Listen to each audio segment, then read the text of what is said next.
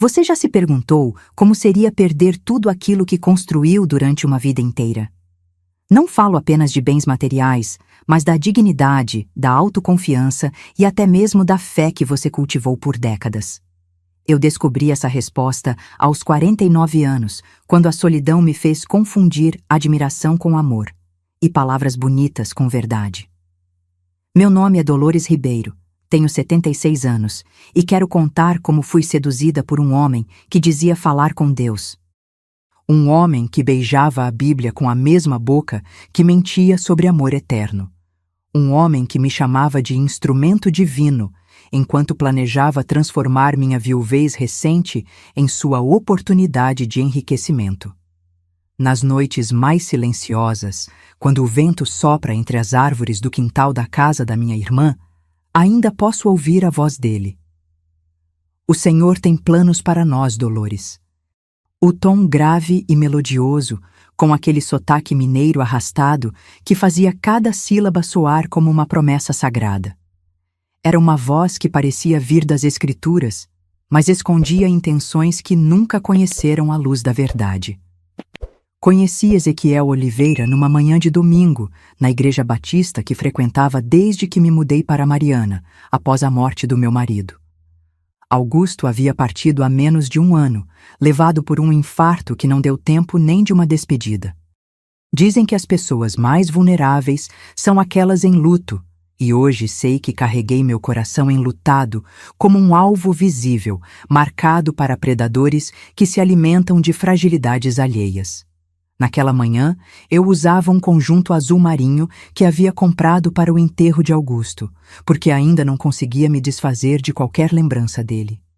Meus cabelos já mostravam fios grisalhos que eu não me importava em esconder. O batom cor-de-rosa pálido era a única concessão à vaidade que me permitia. Não imaginava que, naquele dia, minha vida começaria a desmoronar sob o olhar atento de um homem que sabia exatamente o que procurava. A irmã tem uma luz especial, ele disse, surgindo ao meu lado durante o almoço após o culto. Suas palavras caíram sobre mim como um bálsamo inesperado. Quanto tempo fazia desde que alguém havia notado qualquer coisa de especial em mim? Ezequiel tinha os olhos amendoados, penetrantes, que não desviavam dos meus. Mãos firmes que seguravam a xícara de café como se estivesse segurando algo precioso. Cabelos grisalhos bem penteados e um terno simples, mas impecável.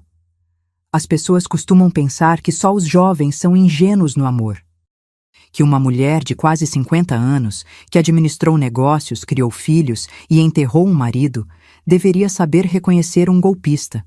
Mas a solidão tem uma maneira peculiar de reescrever nossas defesas.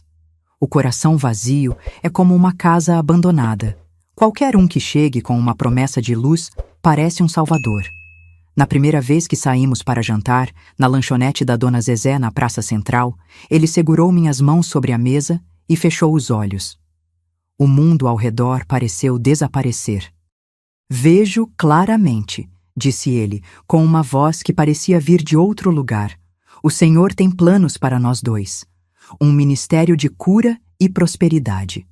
Seus olhos se abriram, úmidos, como se tivesse testemunhado algo sagrado. Eu acreditei.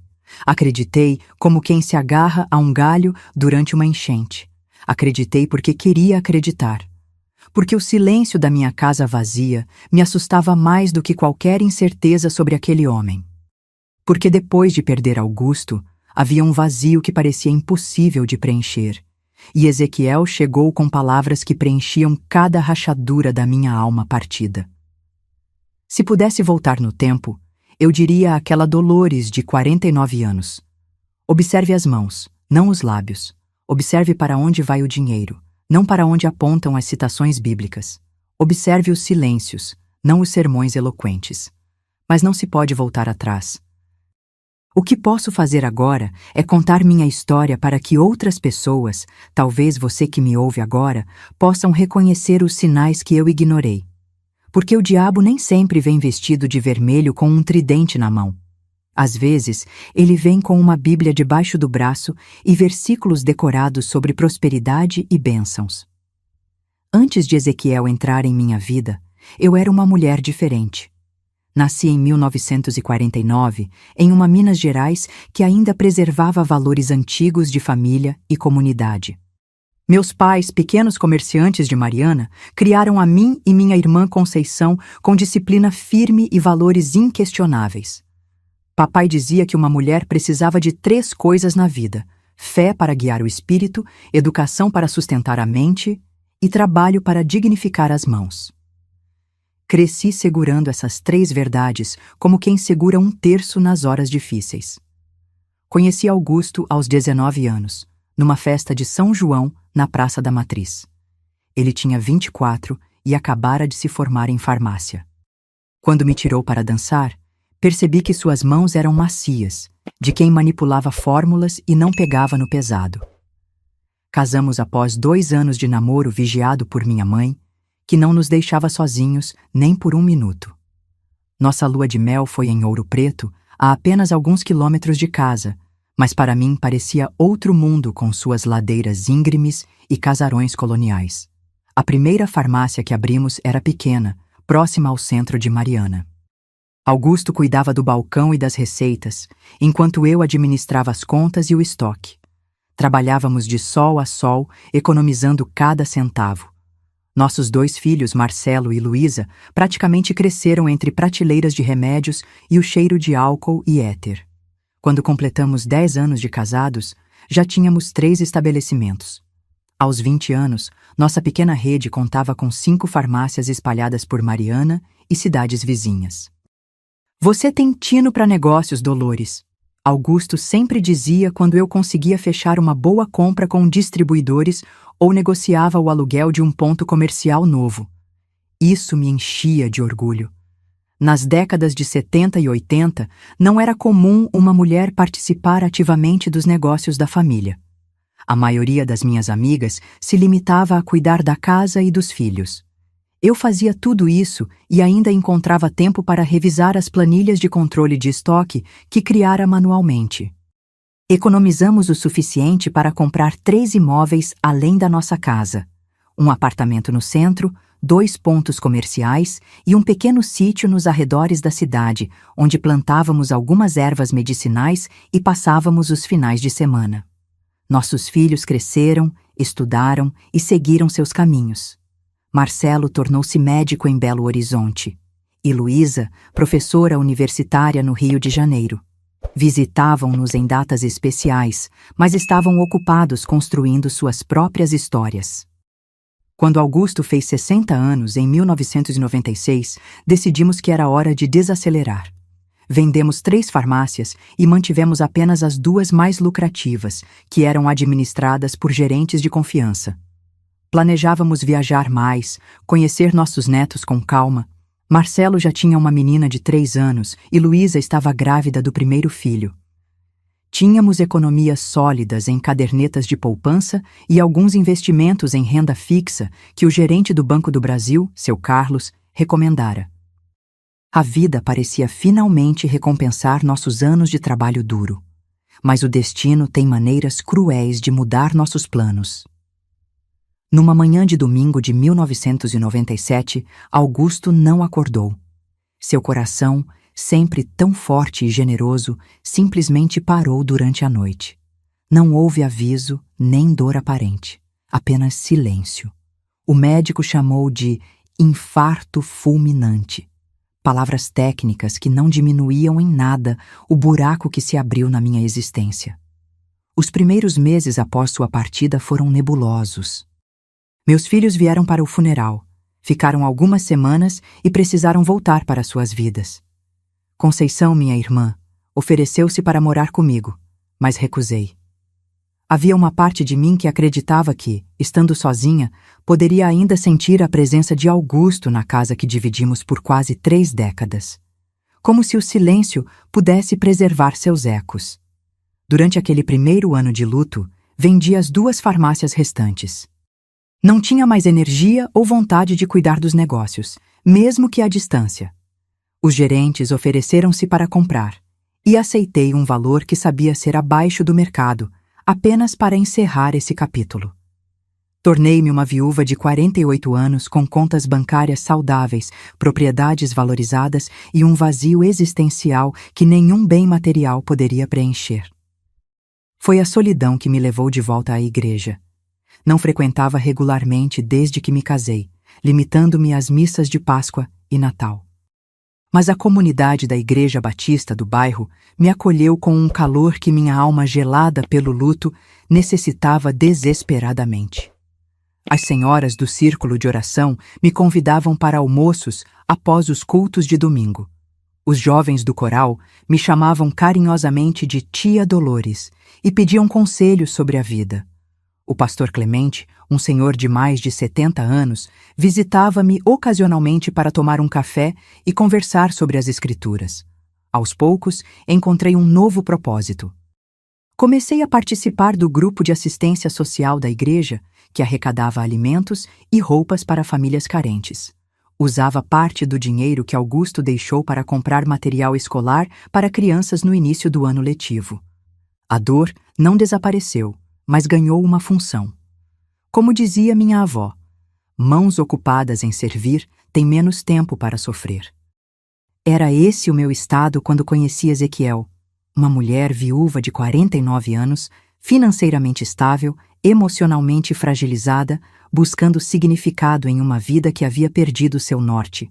Uma mulher que, sem perceber, carregava um alvo invisível nas costas, feito de vulnerabilidade e recursos financeiros. Uma combinação perigosa que homens como ele sabem identificar a quilômetros de distância.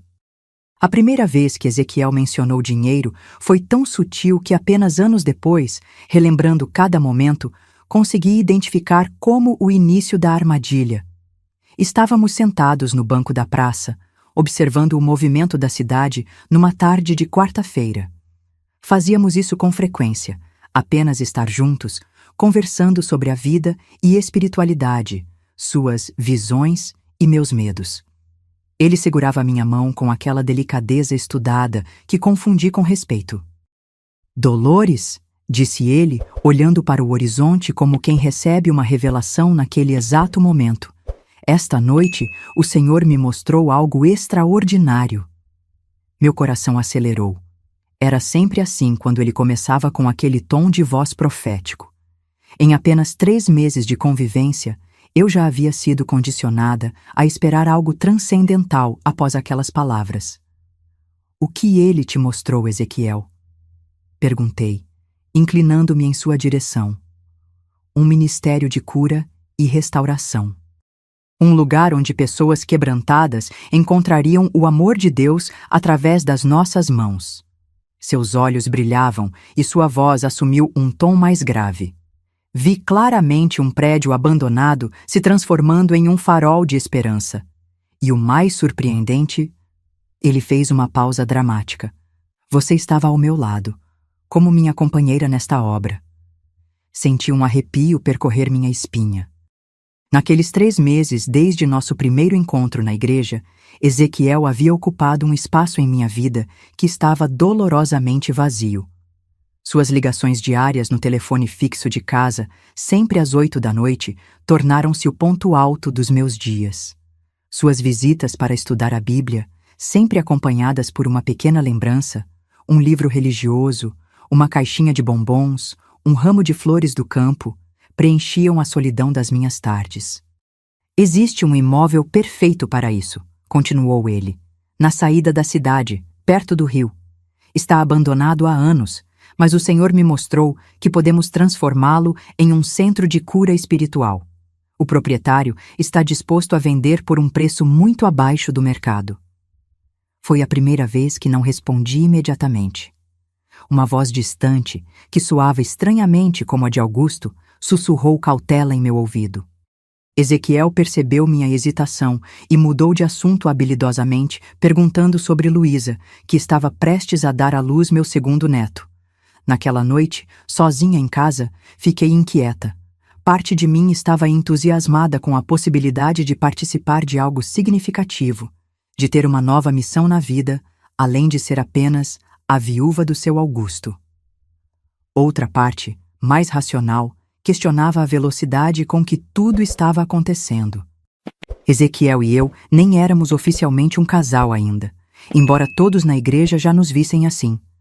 Liguei para Conceição, minha irmã mais velha, que sempre foi meu porto seguro. Ela me ouviu em silêncio enquanto eu descrevia Ezequiel, suas visões e o projeto do centro de restauração. Lola, ela disse finalmente, usando o apelido de infância que só ela utilizava. Você conhece esse homem há quanto tempo mesmo? 3 meses, mas parece que o conheço há uma vida inteira, respondi defensiva. Ele tem um chamado especial de Deus. E ele já pediu dinheiro? Claro que não, protestei, ofendida com a insinuação. Ele apenas compartilhou uma visão. Na verdade, ele é muito generoso, sempre traz presentes quando vem me visitar. O suspiro de Conceição atravessou a linha telefônica. Presentes pequenos agora, pedidos grandes depois. Conheço essa história, Lola. Trabalhei 30 anos no fórum. Vi muitos casos assim. Desliguei o telefone irritada, convencida de que minha irmã estava sendo injusta. Conceição não conhecia Ezequiel, não tinha visto como ele orava fervorosamente pelos enfermos após os cultos, como as pessoas buscavam seus conselhos, como o próprio pastor Clemente parecia respeitá-lo. No domingo seguinte, Ezequiel me convidou para conhecer o tal imóvel após o culto. Era uma antiga casa de 2 andares, com um terreno amplo nos fundos, a cerca de 15 minutos do centro de Mariana. As paredes descascadas mostravam manchas de infiltração, e o mato alto havia tomado conta do jardim. Mas Ezequiel caminhava pelos cômodos vazios como se já pudesse ver a transformação. Aqui será a sala de aconselhamento, apontava ele. Ali, um espaço para oração e libertação. No andar de cima, quartos para receber pessoas que vêm de longe em busca de cura.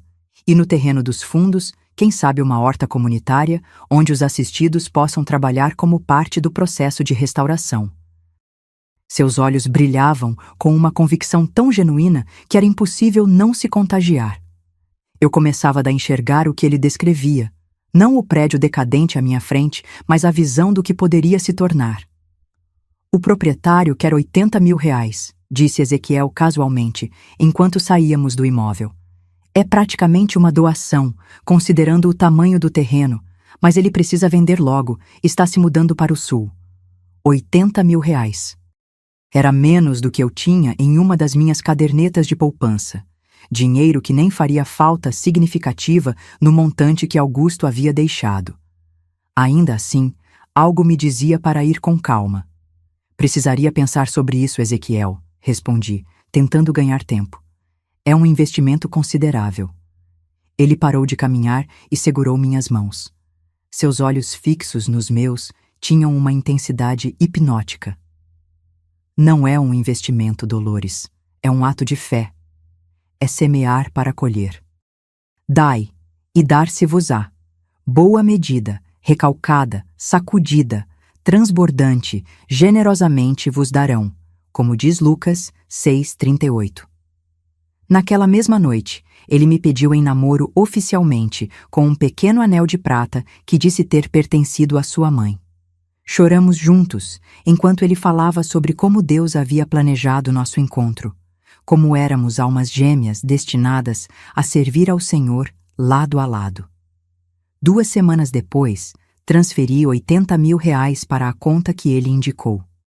O imóvel foi comprado, mas por alguma razão que Ezequiel explicou como estratégia ministerial, ficou registrado em nome da Associação Manancial de Vida, uma entidade religiosa da qual ele era o presidente e representante legal. Na época, isso me pareceu perfeitamente razoável. Foi apenas o primeiro passo de uma escada que me levaria cada vez mais fundo em um abismo financeiro e emocional. A reforma do imóvel exigiu mais dinheiro. Depois vieram os móveis, os equipamentos de som para os cultos, o carro ministerial para visitar os enfermos em cidades vizinhas. Cada pedido vinha embalado em versículos bíblicos sobre generosidade, prosperidade e recompensas divinas. 3 meses após nosso primeiro encontro, nos casamos em uma cerimônia simples na Igreja Batista. Pastor Clemente, que inicialmente parecia entusiasmado com nossa união, mostrou-se estranhamente reservado durante a cerimônia. Mais tarde entendi por quê. Ele havia recebido informações preocupantes sobre o passado de Ezequiel, mas não teve coragem de me confrontar antes do casamento. Um erro que ele me confessou anos depois, com lágrimas nos olhos. Meus filhos não compareceram ao meu segundo casamento. Marcelo estava de plantão no hospital e não conseguiu liberação. Luísa havia dado à luz recentemente e o bebê estava com cólicas. Pelo menos foram essas as justificativas que me deram. Hoje sei que ambos desconfiavam de Ezequiel e tentaram me alertar em conversas telefônicas que eu insistia em encurtar, incomodada com suas perguntas sobre a origem e o passado do meu novo amor. Conceição veio, mas seu abraço na porta da igreja carregava um peso de preocupação. Muito rápido, Lola, sussurrou ela, envolvendo-me com seu perfume familiar de jasmim. Tome cuidado com seu dinheiro. Afastei-me dela, como se suas palavras fossem um insulto à minha inteligência e ao caráter de Ezequiel. Não sabia, então, que aquele dia marcava o início da minha descida ao inferno particular que Ezequiel construiria para mim, disfarçado de paraíso prometido. Um inferno onde eu perderia não apenas meu patrimônio, mas minha dignidade, minha saúde e quase minha vida. Na primeira semana como esposa de Ezequiel, experimentei uma felicidade que parecia confirmar todas as suas profecias. Mudei-me para a casa que ele havia alugado, próxima ao centro de restauração espiritual, deixando para trás o apartamento onde vivi com Augusto por mais de 2 décadas. Ezequiel decorou nossa nova residência com arranjos de flores e versículos bíblicos emoldurados. Este é o início da nossa missão divina, dizia ele enquanto me apresentava cada cômodo como se fosse um palácio, embora fosse uma casa modesta comparada à que eu possuía antes. A lua de mel foi em Ouro Preto, a apenas 12 quilômetros de Mariana.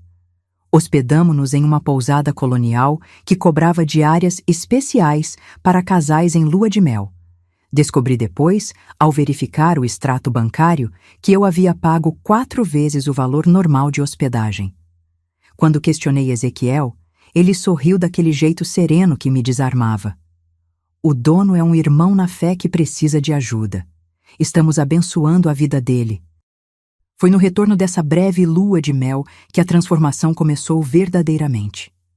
Chegamos em casa numa quinta-feira à tarde e, ainda com as malas no corredor, Ezequiel sentou-se comigo na sala. Seu semblante estava diferente, mais sério, mais profético. Dolores, o Senhor me mostrou algo durante nossas orações na pousada, disse ele, segurando minhas mãos entre as suas.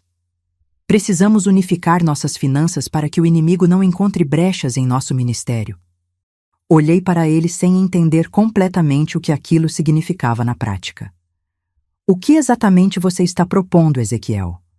Contas conjuntas, respondeu ele prontamente.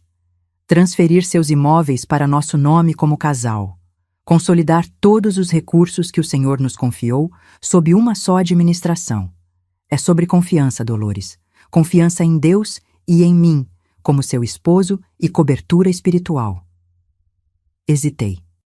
Durante toda a minha vida com Augusto, mantivemos algumas contas separadas, além das conjuntas. É mais prático assim, dizia ele. Cada um cuida de uma parte e ninguém precisa prestar contas de cada centavo gasto. Não sei, Ezequiel. Augusto sempre achou importante que eu tivesse autonomia financeira, mesmo depois de casados. Seu rosto enrijeceu por um brevíssimo instante, antes de suavizar-se novamente. Augusto era um homem de negócios, não um homem de Deus como eu. Ele pensava nas coisas do mundo, eu penso nas coisas do reino. Na manhã seguinte, estávamos no Banco do Brasil, onde mantinha minhas principais contas. Seu Carlos, o gerente que me conhecia há anos, lançou-me um olhar questionador quando expliquei que queria adicionar Ezequiel como titular em todas as minhas contas. Enquanto Ezequiel estava distraído preenchendo formulários, seu Carlos me chamou discretamente para sua mesa. Dona Dolores, tem certeza disso? A senhora sabe que ele terá acesso total aos seus recursos, não é?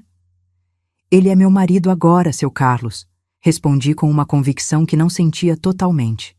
Entendo, mas a senhora poderia considerar manter pelo menos uma conta separada para emergências. Ezequiel aproximou-se nesse momento, colocando a mão em meu ombro. Algum problema, meu amor?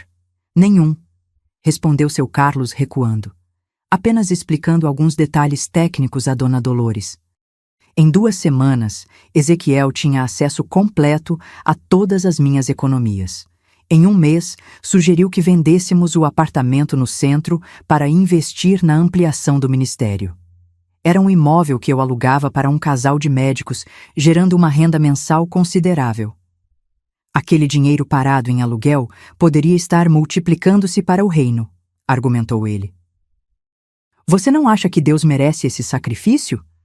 Vendi o apartamento por um valor abaixo do mercado para um amigo de confiança de Ezequiel que prometeu pagamento rápido.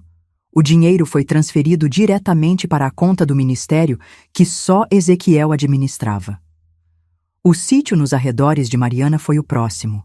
Era meu refúgio, o lugar onde criava minhas galinhas e cultivava as hortaliças que Augusto tanto amava.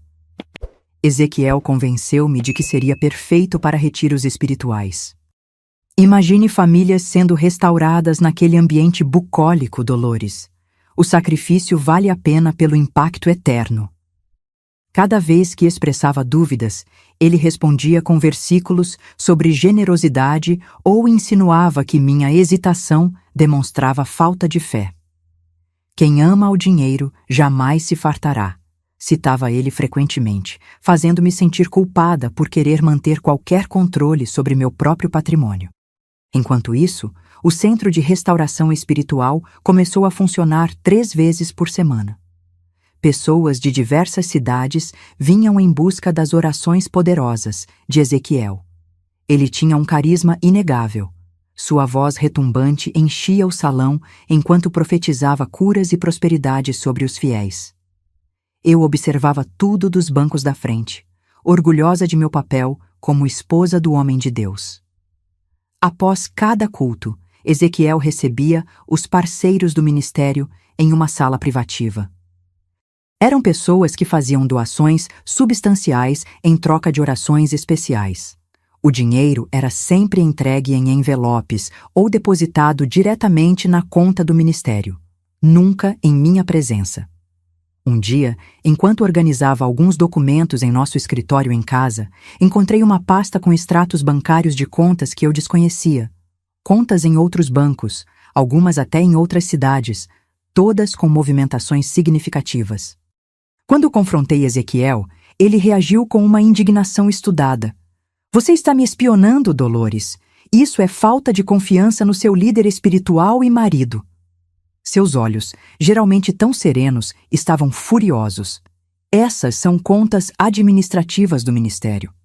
Você não entenderia a complexidade de uma obra de Deus deste tamanho. Aquela foi a primeira vez que vi o verdadeiro Ezequiel por trás da máscara do profeta amoroso. Por um breve momento, sua expressão revelou não o homem de Deus que eu acreditava ter casado, mas um calculista frio que havia planejado cada passo de nossa relação. Esse vislumbre durou apenas alguns segundos antes que ele voltasse ao papel de marido ferido pela desconfiança da esposa. À noite, ele trouxe um buquê de rosas vermelhas e pediu perdão por sua reação excessiva.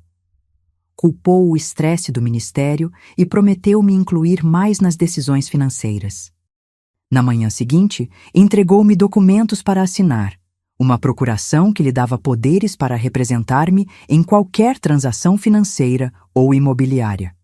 É apenas para facilitar as coisas, para que você não precise ir ao banco toda vez, explicou com aquele sorriso que antes me derretia, mas que agora provocava um incômodo que eu tentava ignorar. Assinei. Foi o maior erro da minha vida. As primeiras dores surgiram numa manhã de terça-feira. Um desconforto na região abdominal que atribuía à comida do jantar beneficente do ministério. Tomei um chá de boldo e segui com minha rotina de preparar materiais para o grupo de mulheres que eu coordenava. No dia seguinte, a dor voltou mais intensa, acompanhada por um cansaço que me obrigou a deitar-me mais cedo. Ezequiel reagiu com uma oração fervorosa sobre mim. É um ataque do inimigo para atrapalhar a obra, declarou ele, impondo suas mãos sobre minha barriga. Satanás sabe que estamos prestes a expandir o ministério para outras cidades e está tentando nos deter. Por 2 semanas, acreditei nessa explicação. Afinal, como mulher de fé, deveria acreditar que batalhas espirituais se manifestavam no corpo físico. Mas a persistência dos sintomas, o amarelamento gradual da minha pele e a perda rápida de peso começaram a me preocupar além da esfera espiritual. Talvez eu devesse consultar um médico, sugeri timidamente durante o café da manhã, enquanto Ezequiel revisava a agenda de cultos do mês. Ele ergueu os olhos dos papéis com uma expressão que misturava desapontamento e repreensão. Dolores, onde está sua fé? Pelas suas feridas somos curados, diz a palavra. Precisamos confiar na cura divina antes de recorrer à medicina dos homens. Aceitei aquela orientação por mais alguns dias, até que minha irmã Conceição apareceu de surpresa em uma tarde que Ezequiel estava viajando para abrir uma filial do ministério em Belo Horizonte. Meu Deus do céu, Lola, o que está acontecendo com você? Exclamou ela assim que me viu. Eu havia emagrecido quase 15 quilos em menos de 2 meses. Minha pele, antes corada, estava amarelada e sem vida. Meus olhos haviam perdido o brilho.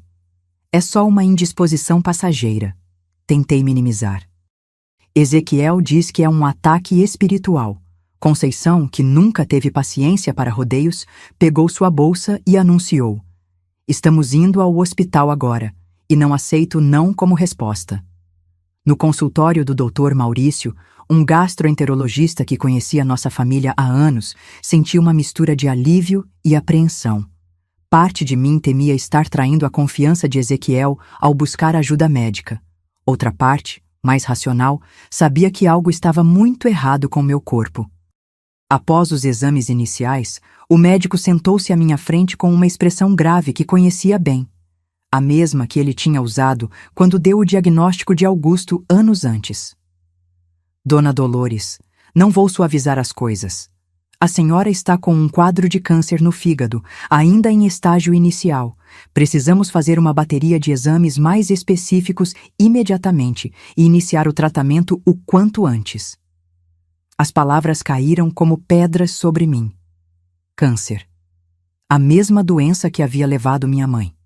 O mesmo diagnóstico que eu temia secretamente desde que os sintomas começaram. Quanto tempo tenho, doutor? Perguntei com uma calma que me surpreendeu. Não pense assim, respondeu ele, ajustando os óculos de armação fina. Detectamos relativamente cedo. Com o tratamento adequado, suas chances são boas, mas não podemos perder tempo. Saí do consultório em estado de choque, segurando o pedido de exames com mãos trêmulas. Conceição me abraçou no corredor, suas lágrimas molhando meu ombro. Vamos enfrentar isso juntas, Lola, como sempre fizemos desde meninas. Tentei ligar para Ezequiel do orelhão do hospital, mas o celular dele estava desligado. Deixei recado na secretária eletrônica de casa com voz embargada. Precisamos conversar quando você voltar. Fui ao médico, é sério. Naquela noite, hospedada na casa de Conceição porque não me senti bem para ficar sozinha, uma tempestade de emoções me assolou.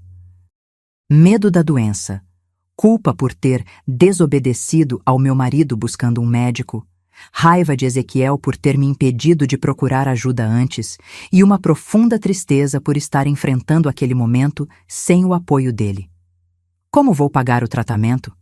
Perguntei a Conceição enquanto tomávamos chá na cozinha. Todo o dinheiro que eu tinha está nas contas do ministério ou foi investido na obra. Não se preocupe com isso agora, disse ela apertando minha mão.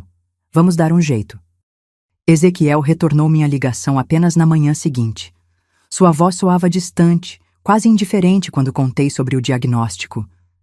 Isso é falta de fé, Dolores. Você deu brecha para o inimigo quando foi procurar médicos em vez de confiar na cura divina. Suas palavras me atingiram como um tapa.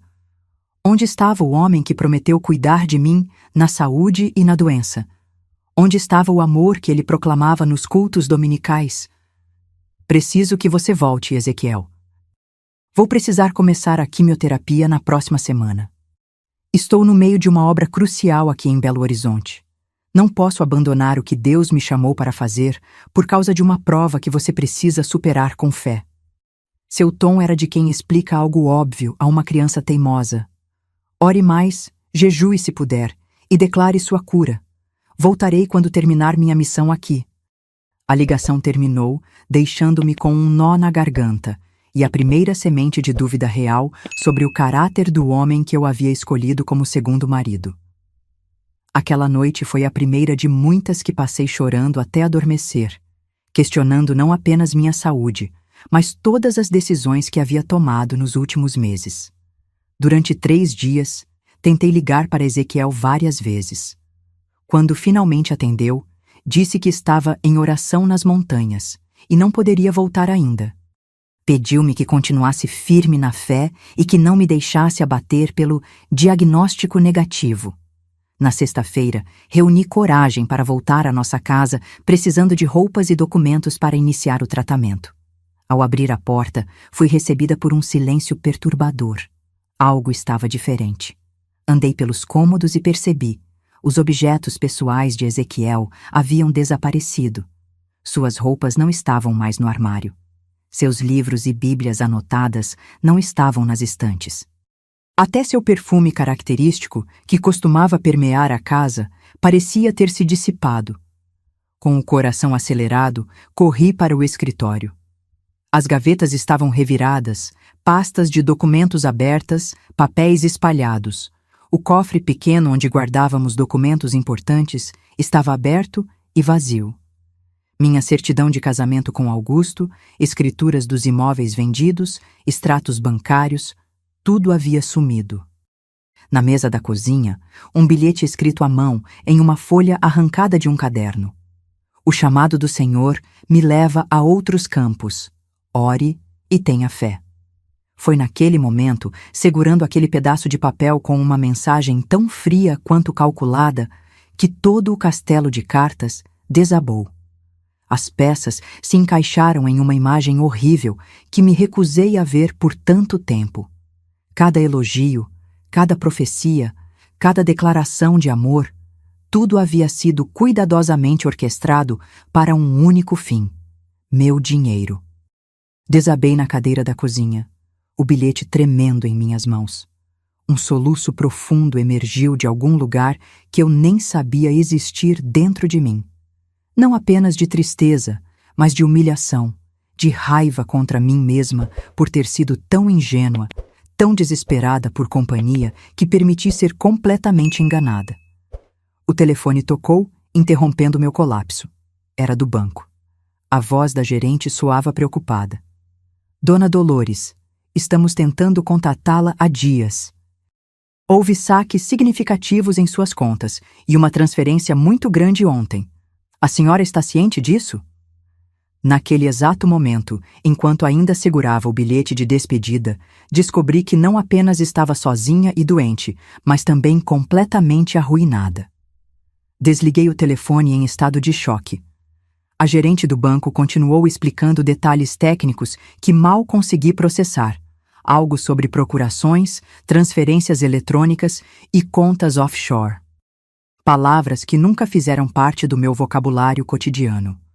O que entendi claramente foi que não havia mais nada, nem para o tratamento, nem para viver.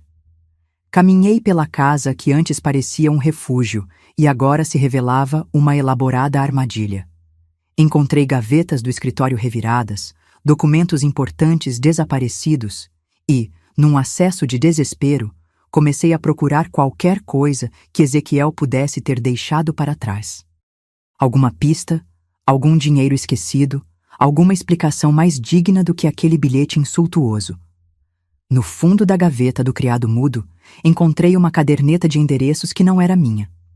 Folheando-a rapidamente, reconheci nomes de membros da igreja, incluindo outras viúvas e pessoas idosas que frequentavam o ministério especial de Ezequiel.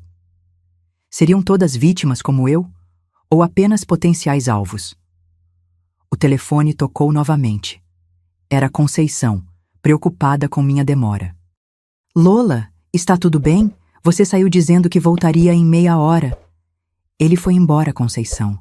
Minha voz saiu como um sussurro. Levou tudo. Tudo. 40 minutos depois, minha irmã estacionava seu Fiat Uno vermelho na porta de casa. Encontrou-me sentada no sofá da sala, olhando fixamente para a parede onde antes havia um quadro, também levado por Ezequiel, com os dizeres: "A fé move montanhas."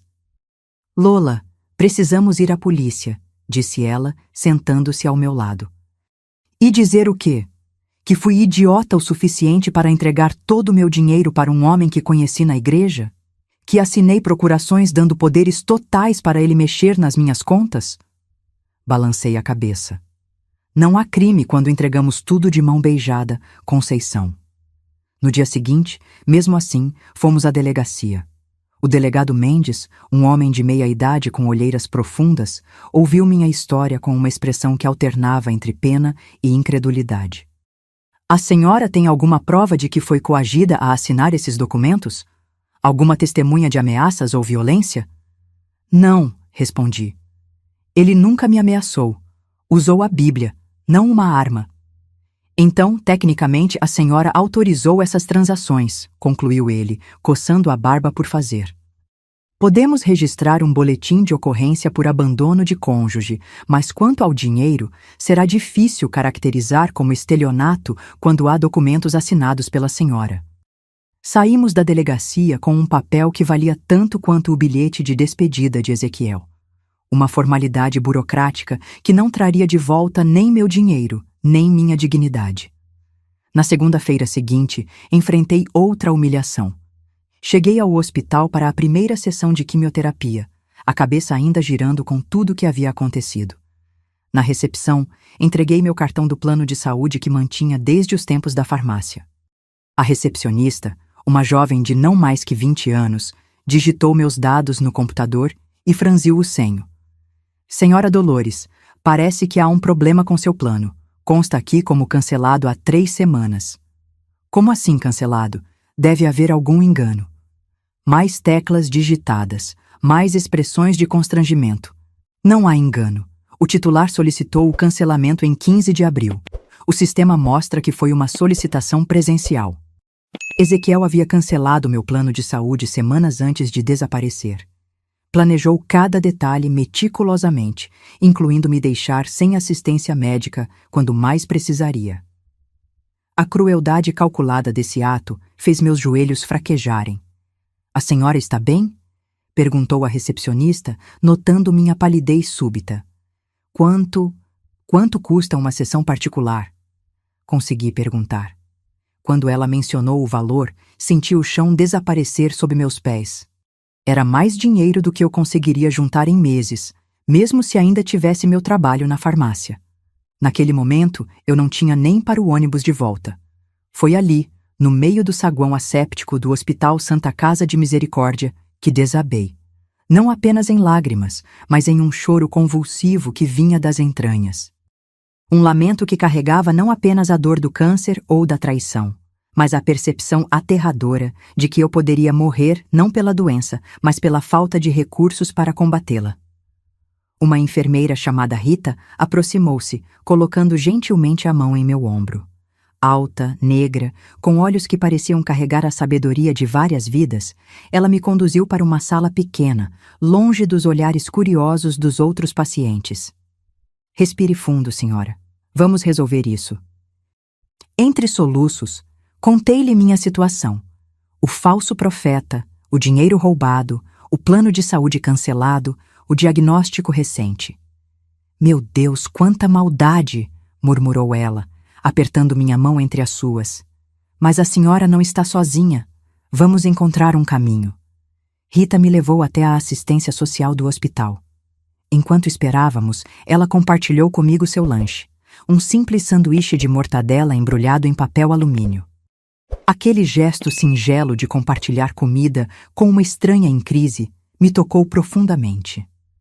Era a primeira gentileza genuína que recebia em semanas. A assistente social, Dona Margarida, uma senhora de cabelos brancos e óculos de aros grossos, ouviu minha história com atenção. Naquele mesmo dia, iniciou os procedimentos para que eu fosse atendida pelo SUS. com prioridade devido à natureza do meu caso. Vai demorar um pouco mais do que seria no plano privado, explicou ela, mas não vamos deixá-la sem tratamento. Voltei para a casa de Conceição naquela noite com duas certezas dolorosas. A primeira, minha vida como a conhecia havia acabado. A confortável viúva da farmácia, respeitada na comunidade, com segurança financeira, já não existia mais. A segunda, sobreviver agora seria uma questão não apenas de vencer o câncer, mas de reconstruir uma existência a partir do zero absoluto, aos 49 anos de idade. Deitada na cama de solteiro do quarto de hóspedes de minha irmã, olhei para o teto descascado. Conceição havia preparado uma sopa que eu mal consegui tocar. O cansaço era tanto que nem chorar eu conseguia mais. Como pude ser tão cega? Perguntei ao silêncio da noite. Não havia resposta para aquela pergunta. Apenas o tic-tac do relógio de parede e o peso esmagador do arrependimento. O primeiro mês após o desaparecimento de Ezequiel e meu diagnóstico foi uma sucessão de humilhações e descobertas amargas. Cada dia trazia uma nova revelação sobre a extensão do golpe que havia sofrido. Uma tarde, enquanto tomava chá com Conceição, o telefone tocou. Era uma funcionária da imobiliária responsável pelo último apartamento que eu ainda possuía. Pelo menos era o que eu pensava. Dona Dolores, estamos com uma situação delicada. O inquilino do seu imóvel na Rua das Acácias está preocupado porque recebeu notificação de despejo. Parece que o apartamento foi vendido há 2 meses. Meu estômago afundou. Vendido? Isso é impossível, eu não vendi nenhum apartamento. Mas é claro que havia sido vendido. Ezequiel tinha usado a procuração para transferir o imóvel para uma empresa da qual provavelmente era sócio oculto. O dinheiro, naturalmente, nunca chegou às minhas contas. Foi preciso enfrentar a realidade. Não restava absolutamente nada do patrimônio que construí com Augusto durante décadas de trabalho honesto. As economias estavam zeradas, os imóveis vendidos e até mesmo minhas joias de família haviam desaparecido da caixinha de veludo azul onde as guardava. Para piorar a situação, descobri que Ezequiel havia feito empréstimos em meu nome. Todos os meses chegavam cobranças de parcelas de dívidas que eu nem sabia que existiam. Meu nome, antes impecável no comércio local, agora estava manchado por inadimplência. Vá ao Procon, Lola, insistia minha irmã. Deve haver alguma proteção legal para casos assim. Fui. Passei horas em filas, preenchi formulários, expliquei minha situação dezenas de vezes para funcionários públicos que alternavam entre a compaixão genuína e o tédio burocrático. A resposta era sempre a mesma. Eu havia assinado os documentos, dado procuração, autorizado as transações. Legalmente, pouco poderia ser feito. A senhora deveria consultar um advogado especializado, sugeriu um dos atendentes. Consultar um advogado. Com que dinheiro? Essa se tornou a pergunta que dominava todas as minhas decisões. Com que dinheiro? Enquanto isso, minha saúde deteriorava rapidamente. A primeira sessão de quimioterapia pelo SUS aconteceu 3 semanas depois do diagnóstico, uma espera angustiante durante a qual o tumor continuava crescendo. Os efeitos colaterais foram imediatos e devastadores. Náuseas constantes, fadiga extrema, queda de cabelo. Conceição fazia o possível para me ajudar, mas ela própria tinha limitações financeiras como professora aposentada do Estado.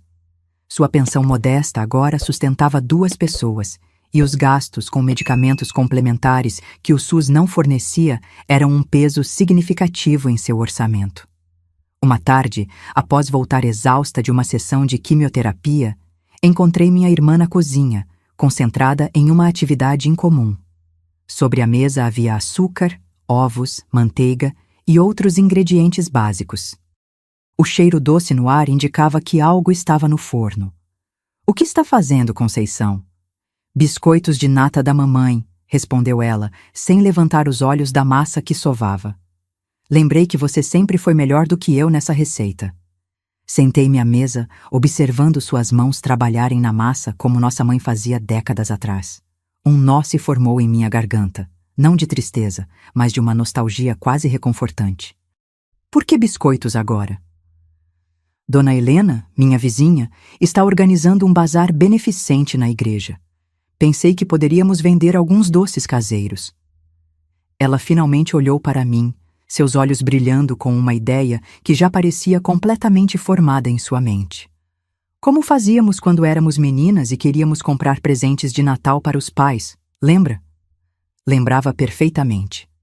Aos 12 e 14 anos, Conceição e eu vendíamos cocadas e biscoitos na porta da escola para juntar dinheiro para presentes. Era uma memória de outro tempo, quando tudo parecia possível e o futuro era apenas uma promessa brilhante e indefinida. Não sei se tenho forças para cozinhar, Conceição. Hoje você só observa. Quando se sentir melhor, pode me ensinar a fazer aqueles bombons de doce de leite que só você sabe o ponto exato. Naquela noite, apesar do cansaço e da náusea persistente, fiquei acordada pensando na proposta de minha irmã. Não era apenas sobre vender doces, era sobre encontrar um propósito, uma contribuição, por menor que fosse, para não me sentir completamente dependente. Na manhã seguinte, com mãos trêmulas mas decididas, preparei uma fornada de biscoitos amanteigados, daqueles que derretem na boca. Conceição os levou para o bazar e voltou com os olhos arregalados. Venderam tudo em menos de 1 hora, e a dona Carminha da farmácia perguntou se podemos fazer uma encomenda para o aniversário da filha dela. Foi assim que, aos poucos, entre uma sessão de quimioterapia e outra, comecei a fazer pequenas encomendas de doces caseiros. No início, eram apenas biscoitos simples. A energia não permitia mais que isso. Com o tempo, à medida que encontrava um equilíbrio com o tratamento, passei a fazer bombons, bolos de pote, cocadas. O dinheiro era pouco, longe de ser suficiente para uma vida independente, mas proporcionava algo talvez mais valioso naquele momento. A sensação de que eu ainda era capaz, de que ainda tinha algo a oferecer ao mundo. Um desafio constante era conciliar a produção dos doces com meus dias ruins após a quimioterapia. Havia semanas em que não conseguia levantar da cama, quanto mais ficar de pé na cozinha batendo massas ou temperando chocolates. Nessas ocasiões, a frustração era imensa. Cada encomenda recusada significava dinheiro que não entraria, confiança que precisaria ser reconstruída. Os clientes precisam entender que você está doente, dizia Conceição. Não, eu insistia. Não quero ser vista como a doente que faz doces. Quero ser vista pelo meu trabalho, não pela minha condição. Essa determinação me custava caro fisicamente, mas mantinha minha dignidade intacta. Havia dias em que cozinhava sentada em um banquinho, parando a cada poucos minutos para respirar fundo e combater a tontura. Outros em que Conceição me encontrava adormecida sobre a mesa, as mãos ainda sujas de açúcar. O maior desafio, porém, não era físico, era psicológico. Cada biscoito que saía do forno, cada bombom que moldava com minhas mãos trêmulas, era um lembrete do que eu havia perdido. Dos anos de trabalho árduo que se transformaram em cinzas por conta de uma confiança mal depositada. Da humilhação de ter que recomeçar vendendo doces de porta em porta aos 49 anos, depois de já ter sido proprietária de uma rede de farmácias. Você tem que denunciar aquele canalha, Lola. Conceição insistia enquanto me ajudava a embalar bombons para uma encomenda. Se não por você, pelas outras mulheres que ele pode enganar. A ideia de que Ezequiel poderia estar, naquele exato momento, seduzindo outra viúva com suas falsas profecias, me revirava o estômago. Mas a vergonha era paralisante. Como admitir publicamente que havia sido tão ingênua? Como expor minha tolice para uma comunidade inteira que me conhecia como uma mulher independente e sensata? Essa batalha interna entre a vergonha e o dever moral de alertar outras potenciais vítimas se tornaria um dos conflitos mais dolorosos da minha jornada de recuperação. Muito mais difícil de resolver do que encontrar o ponto certo do doce de leite ou calcular quanto cobrar por uma caixa de bombons para não ter prejuízo. 3 meses após o início do meu pequeno negócio de doces, enfrentei o primeiro grande contratempo. Uma encomenda para o aniversário de 15 anos da filha de uma cliente importante, 50 bombons de chocolate belga recheados com doce de leite. Investi quase todo o dinheiro que havia guardado na compra dos ingredientes premium. Na véspera da entrega, meu corpo cedeu. Uma febre alta, resultado da imunidade baixa pela quimioterapia, me derrubou na cama. Tremia tanto que nem conseguia segurar um copo d'água. Conceição, apavorada, chamou um táxi e me levou ao pronto-socorro. "E os bombons?" murmurei, delirante, enquanto o soro entrava em minhas veias no hospital. "Esqueça os bombons, Lola. Sua saúde vem primeiro." Mas não era apenas uma questão de bombons. Era a palavra empenhada, a confiança que começava a conquistar, o pouco de dignidade profissional que havia recuperado. Quando recebi alta, 24 horas depois, já era tarde demais. A festa havia acontecido sem meus doces. A cliente, naturalmente, ficou furiosa. "Entendo que a senhora esteja doente, Dona Dolores, mas precisava ter avisado antes. Tive que comprar chocolates do supermercado de última hora." Devolvi o dinheiro do sinal. Desculpei-me profusamente, mas o estrago estava feito. Em uma cidade pequena como Mariana, as notícias correm rápido. Logo, outras encomendas foram canceladas. "Ela não é confiável", sussurravam. "Está muito doente para trabalhar." Foi meu primeiro confronto real com os limites que meu corpo agora impunha. Uma lição amarga. Por mais que quisesse, não podia mais prometer ser a mesma pessoa produtiva e incansável de antes. Precisava aprender a administrar minhas novas limitações. Essa constatação me levou a um período de profunda depressão. Por 2 semanas, mal saí do quarto. O cheiro de açúcar e chocolate, antes reconfortante, agora me causava náuseas. Passei dias olhando pela janela, observando a vida seguir seu curso lá fora, enquanto a minha parecia suspensa em uma bolha de fracasso e autocomiseração. Foi Padre Antônio, durante uma visita pastoral, quem me deu a primeira luz no fim desse túnel. Ele não trouxe palavras de consolo fácil ou promessas vazias de que Deus tinha um plano. Em vez disso, trouxe algo mais valioso, uma história. "Conhece o seu Joaquim da marcenaria?" perguntou, enquanto tomávamos um café na mesa da cozinha. Conhecia de vista, um senhor quieto que fazia belíssimos móveis artesanais. Ele perdeu 3 dedos da mão direita num acidente há 20 anos. Todo mundo achou que nunca mais trabalharia com madeira. Sabe o que ele fez? Reinventou sua técnica. Hoje faz peças que ninguém mais consegue imitar, justamente porque sua limitação o forçou a criar métodos únicos. Aquela história ficou ecoando em minha mente por dias. Se seu Joaquim conseguira transformar uma perda física permanente em uma assinatura única de seu trabalho, o que eu poderia fazer com minhas limitações temporárias?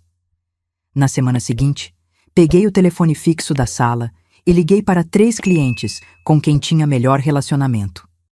Propus um novo sistema, encomendas programadas com antecedência de pelo menos 1 semana, sempre com entrega nos meus dias bons, aqueles mais distantes das sessões de quimioterapia. Também precisei repensar meu cardápio. Os elaborados bombons recheados, que exigiam horas de trabalho contínuo em pé, foram substituídos por biscoitos amanteigados que podiam ser preparados em etapas, com pausas para descanso entre elas. Criei uma linha de bolos simples, mas saborosos, que podiam ser assados enquanto eu descansava. Para minha surpresa, essa reestruturação forçada acabou funcionando. Os clientes que permaneceram fiéis apreciaram a honestidade sobre minhas limitações. Alguns até passaram a encomendar com mais antecedência, permitindo que eu me organizasse melhor. "A senhora tem coragem, Dona Dolores", disse Dona Carminha da farmácia, quando fui entregar uma encomenda. "Depois de tudo que passou, ainda está aí, batalhando." Aquele comentário aparentemente simples me atingiu como uma revelação. Pela primeira vez, desde que Ezequiel desaparecera com tudo que eu possuía, alguém não estava me vendo como uma vítima digna de pena, mas como uma sobrevivente digna de respeito. Com os pequenos ajustes e a resposta positiva de alguns clientes, consegui construir uma rotina minimamente funcional. O dinheiro era escasso, Mal dava para ajudar Conceição com as despesas da casa e comprar alguns medicamentos que o SUS não cobria. Mas havia algo além do dinheiro acontecendo. Eu estava recuperando minha identidade, redefinindo quem era Dolores Ribeiro, além da viúva enganada ou da paciente com câncer. Em um dos meus exames de acompanhamento, o Dr. Maurício notou a diferença. Sua contagem sanguínea melhorou significativamente, Dona Dolores. E não é só isso, a senhora parece mais presente. Como assim, doutor? Quando começamos o tratamento, a impressão que dava era que a senhora queria apenas sobreviver ao câncer. Agora parece que quer viver de fato. Isso faz toda a diferença no prognóstico. Ele tinha razão. Algo havia mudado. Embora ainda enfrentasse dias terríveis, quando a dor e o cansaço me consumiam por completo, embora ainda chorasse à noite, relembrando tudo que havia perdido, eu havia encontrado um pequeno propósito para seguir adiante. Claro que nem tudo foram flores. As dívidas que Ezequiel deixara em meu nome continuavam a crescer com juros exorbitantes. Cartas de cobrança chegavam semanalmente. Certa manhã, um oficial de justiça bateu à porta de Conceição com uma intimação para mim. Um banco estava movendo o processo por inadimplência de um empréstimo que eu sequer sabia existir. Tive que enfrentar a humilhação de pedir ajuda jurídica gratuita. Passar horas em filas na Defensoria Pública, explicar repetidamente como havia sido enganada, ver o olhar de julgamento mal disfarçado em alguns atendentes. Como uma senhora educada caiu num golpe tão óbvio? A vergonha ainda era uma companheira constante. Cada vez que precisava explicar minha situação financeira, sentia o peso do fracasso. Na farmácia onde antes era tratada como a Dona Dolores da rede de farmácias, agora era apenas mais uma cliente idosa que perguntava pelos medicamentos genéricos mais baratos. Mas o que mais me machucava não eram os problemas práticos. Era a perda da confiança, não apenas nos outros, mas principalmente em mim mesma. Como confiar novamente no meu próprio julgamento depois de um erro tão colossal? Como acreditar que poderia reconstruir qualquer coisa depois de perder tudo que construíra em décadas? Essa falta de autoconfiança se manifestava nos momentos mais inesperados. Uma tarde, enquanto experimentava uma nova receita de pão de mel, uma vizinha sugeriu que eu vendesse meus produtos na feira municipal aos sábados. A senhora poderia alugar uma banquinha pequena. Seus doces são maravilhosos, venderiam muito bem.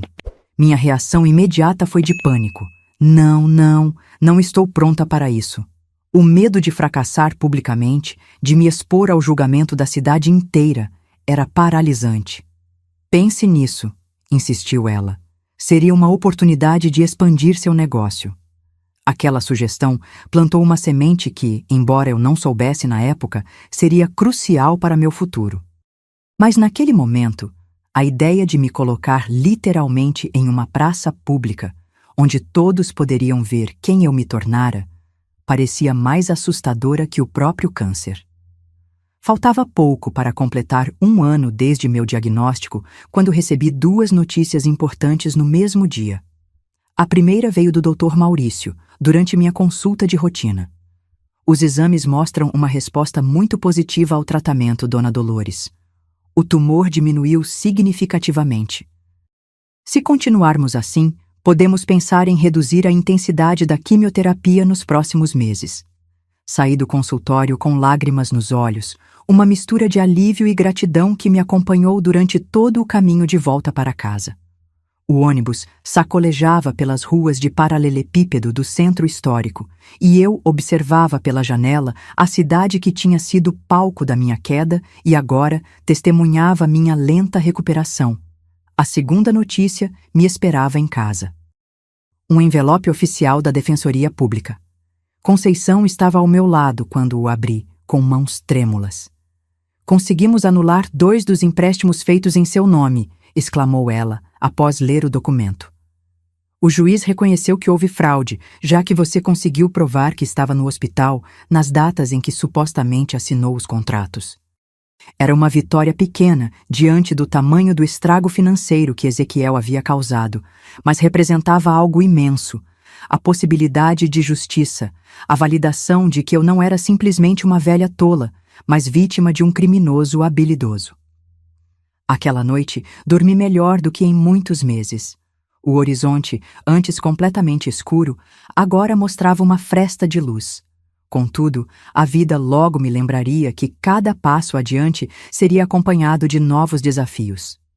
Na semana seguinte, Conceição veio com uma expressão preocupada. Lola, preciso conversar sobre algo delicado. A escola onde lecionei está organizando uma excursão de professores aposentados para Ouro Preto. Será uma semana inteira. Sempre quis fazer essa viagem, mas se você precisar que eu fique... Engoli em seco. A ideia de ficar sozinha por uma semana inteira me aterrorizava. Conceição não era apenas minha irmã, era meu suporte emocional, minha ajudante na cozinha, minha enfermeira improvisada nos dias ruins. Você deve ir, respondi, forçando um sorriso. Já dependi demais de você. Depois que ela saiu da sala, fui tomada por uma onda de pânico. Como administraria tudo sozinha? As encomendas de doces, os afazeres da casa, os efeitos colaterais da quimioterapia? E se tivesse uma emergência médica durante a noite? Foi quando o telefone tocou. Era Rita, a enfermeira que havia me ajudado no hospital meses atrás. Ocasionalmente, ela ligava para saber como eu estava. Como vai a doceira mais corajosa de Minas Gerais? Brincou ela. Sem conseguir conter as lágrimas, contei sobre meu dilema. Dona Dolores, a senhora conhece o grupo de apoio a pacientes oncológicos do hospital? Nos reunimos 2 vezes por semana. Por que não aparece na próxima quinta-feira? Nunca fui de frequentar grupos de autoajuda. A ideia de expor meus problemas a desconhecidos me parecia desconfortável. Mas a perspectiva de uma semana completamente sozinha era ainda mais assustadora. Na quinta-feira seguinte, entrei timidamente na sala 204 do Hospital Municipal. 10 pessoas de diferentes idades estavam sentadas em círculo. Uma senhora de cabelos completamente brancos tricotava calmamente, enquanto um rapaz jovem, não mais que 30 anos, contava sobre sua experiência com linfoma. Bem-vinda, disse a psicóloga que coordenava o grupo. Quer se apresentar? Comecei hesitante, compartilhando apenas o básico sobre meu diagnóstico.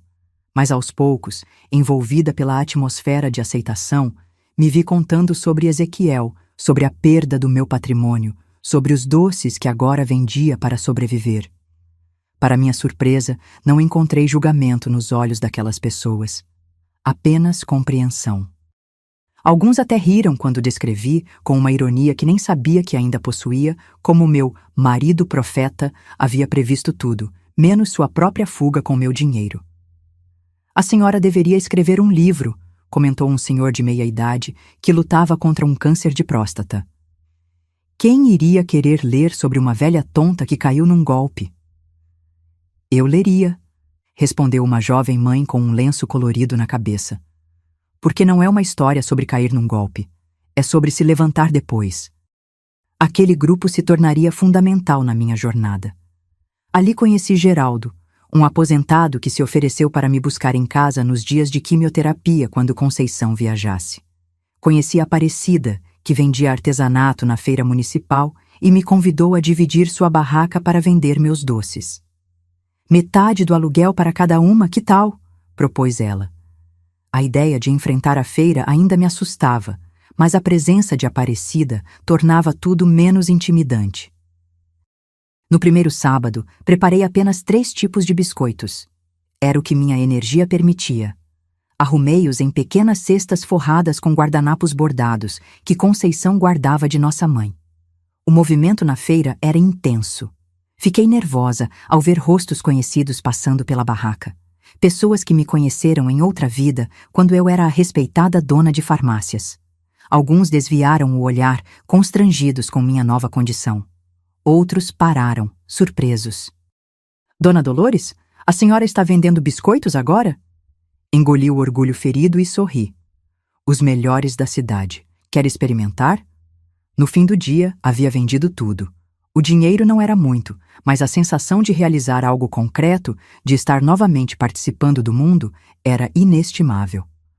À noite, sozinha em casa, escrevi um pequeno diário, hábito que havia retomado por sugestão da psicóloga do grupo de apoio. Hoje me senti vista novamente, registrei. Não como a viúva enganada, não como a paciente com câncer, mas como a Dolores dos biscoitos gostosos. É um começo. A semana sem Conceição foi mais difícil do que imaginei. Houve noites de febre alta quando tive que chamar um táxi às 2 da manhã para ir ao pronto-socorro. Houve dias em que não consegui cumprir encomendas e tive que ligar para os clientes pedindo mais prazo. Mas também houve descobertas importantes.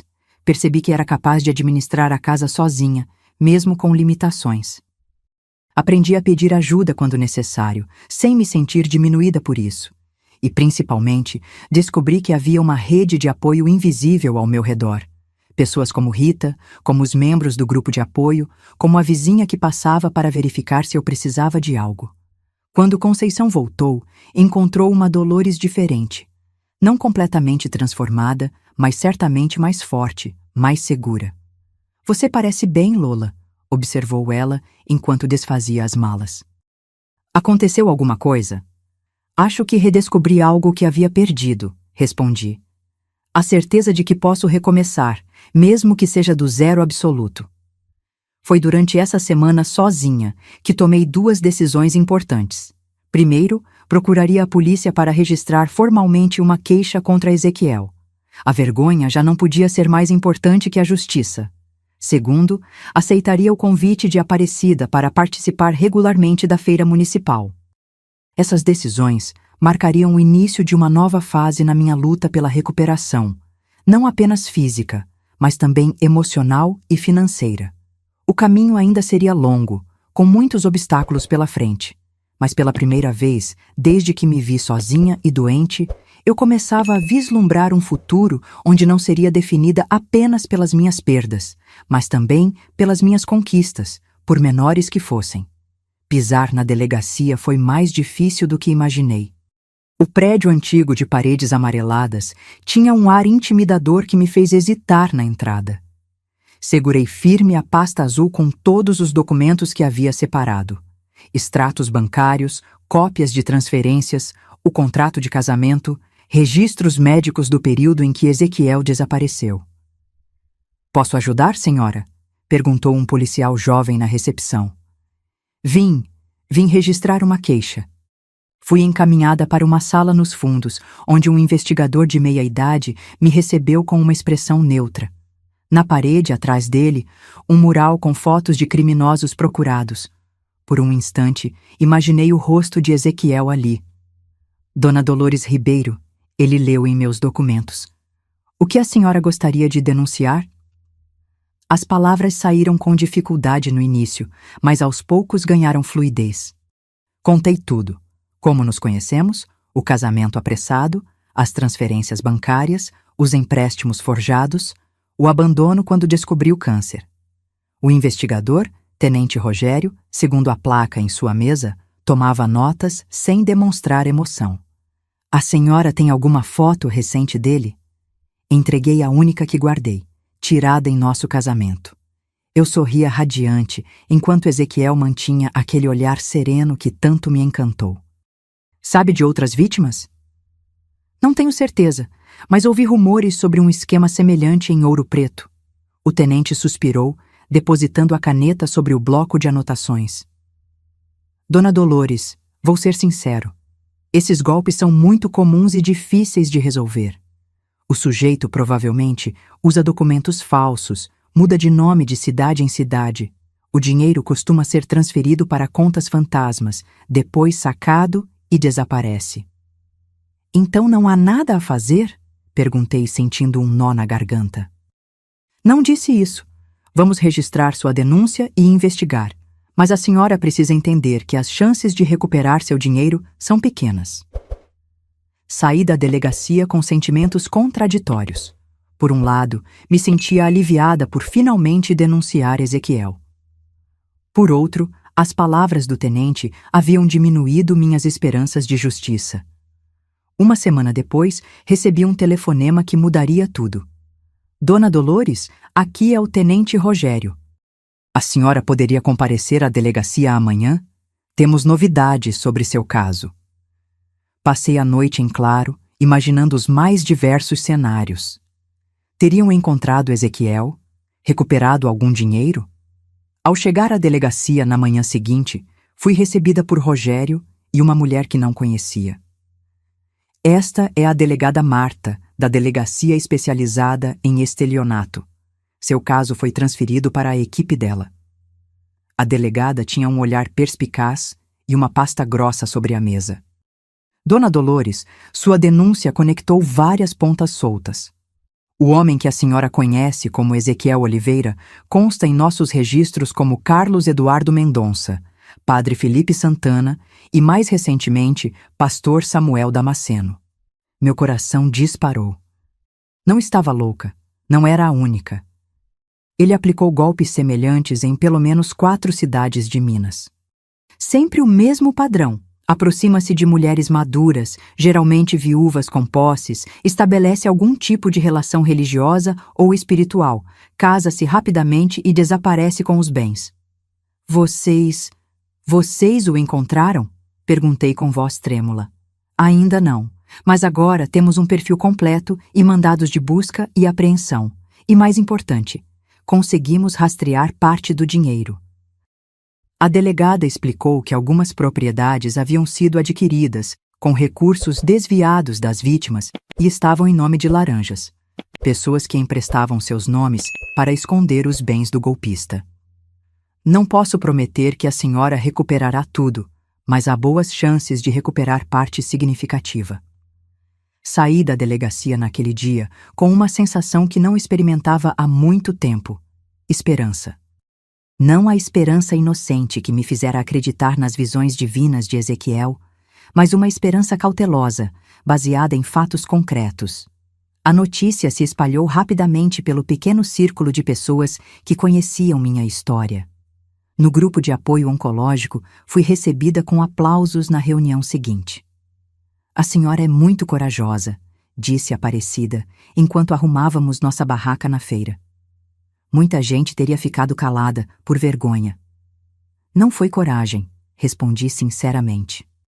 Foi necessidade de encerrar um capítulo para poder continuar vivendo.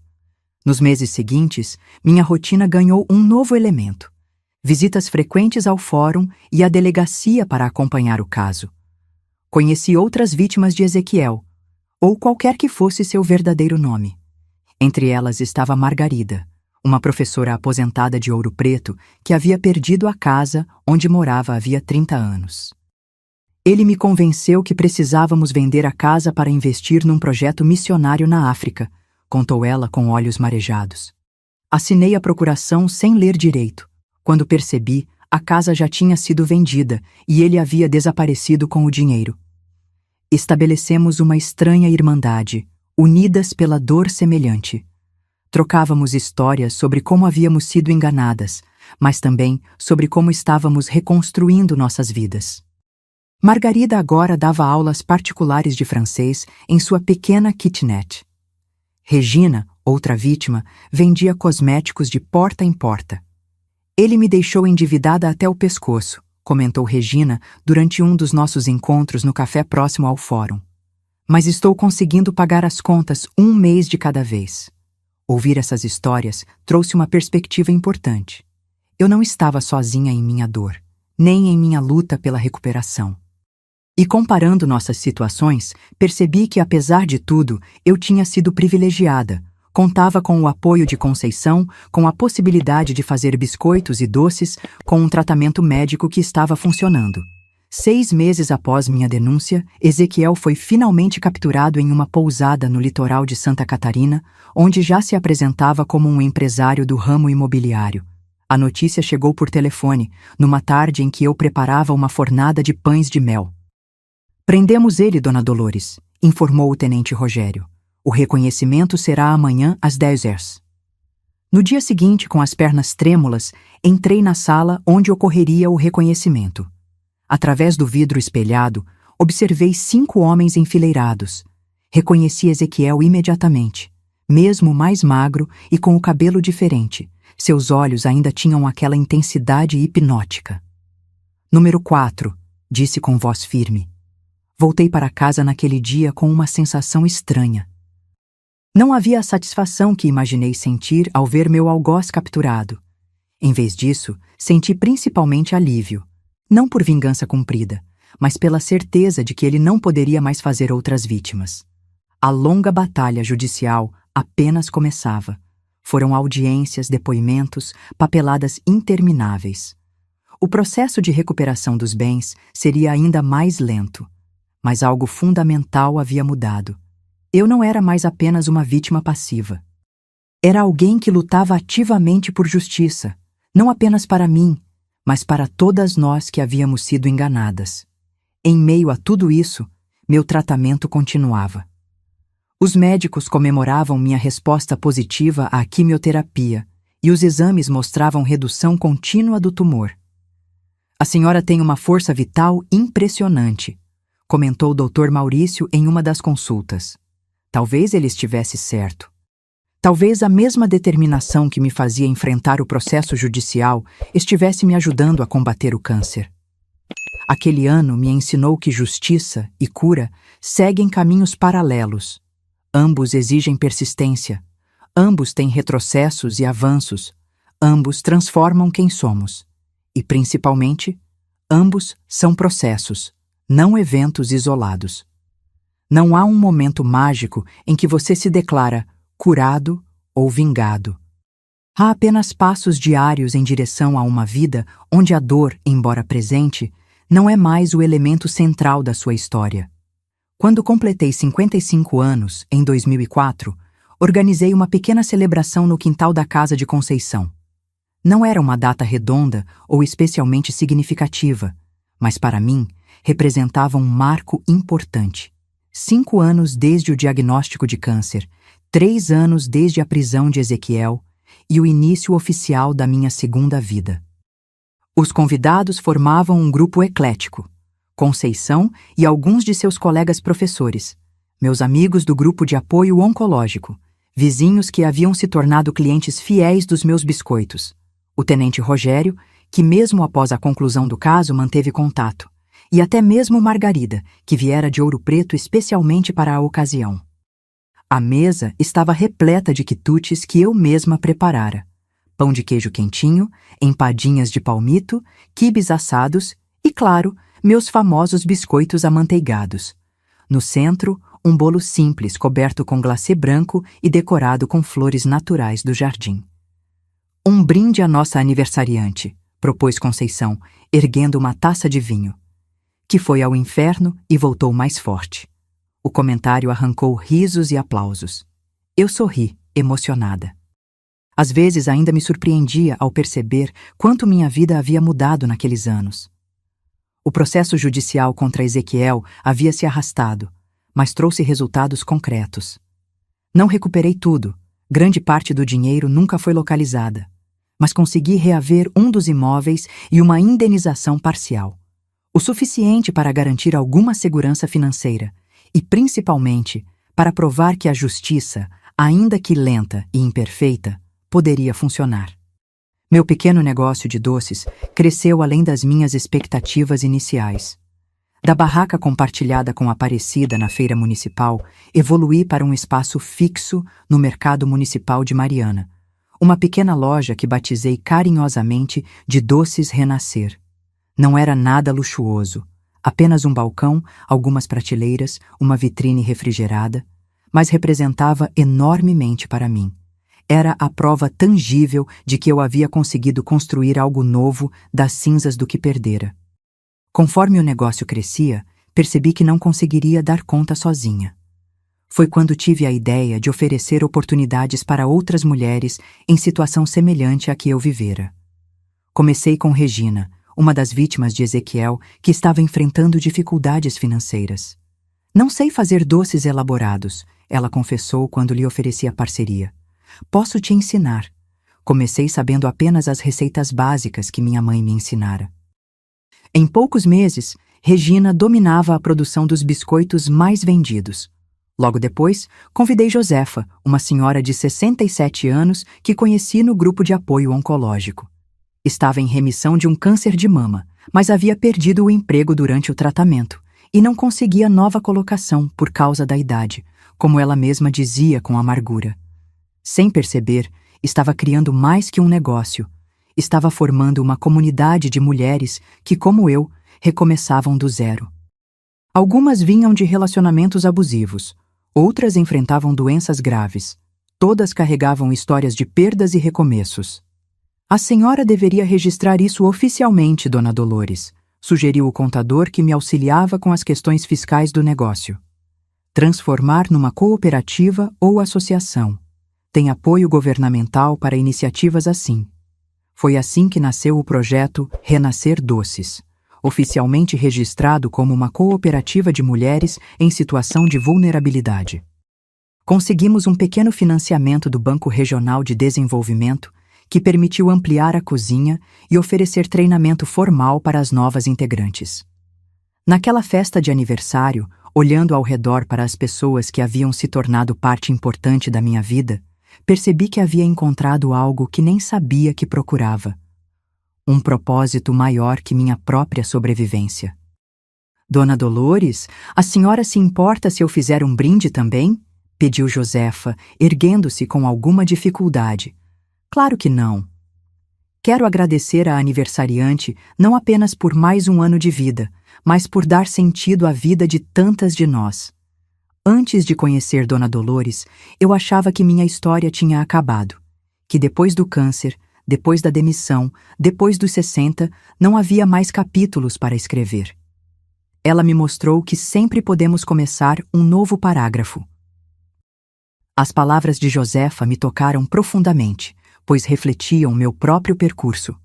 Quantas vezes, nos momentos mais sombrios, quando descobri o desaparecimento de Ezequiel com tudo que eu possuía, quando recebi o diagnóstico do câncer, pensei que minha história havia chegado ao fim?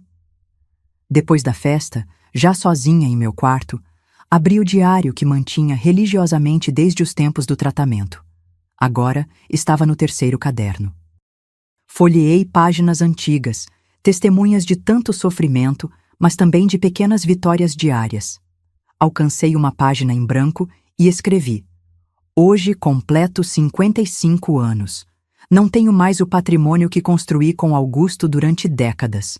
Não tenho mais os cabelos fartos que eram meu orgulho na juventude. A quimioterapia os fez crescer mais ralos e completamente brancos. Não tenho mais a energia para trabalhar 12 horas seguidas, como fazia nas farmácias. Mas tenho algo que não tinha antes, a certeza de que perdas não definem quem somos. É o que fazemos a partir delas que conta. Fechei o diário com uma sensação de paz que nem sempre me acompanhava. Sabia que haveria dias difíceis pela frente. O câncer, embora em remissão, exigia monitoramento constante. As cicatrizes emocionais do abandono ainda se manifestavam em momentos inesperados. A cooperativa enfrentava os desafios típicos de qualquer pequeno negócio. Mas agora eu tinha ferramentas que me faltaram quando tudo desabou.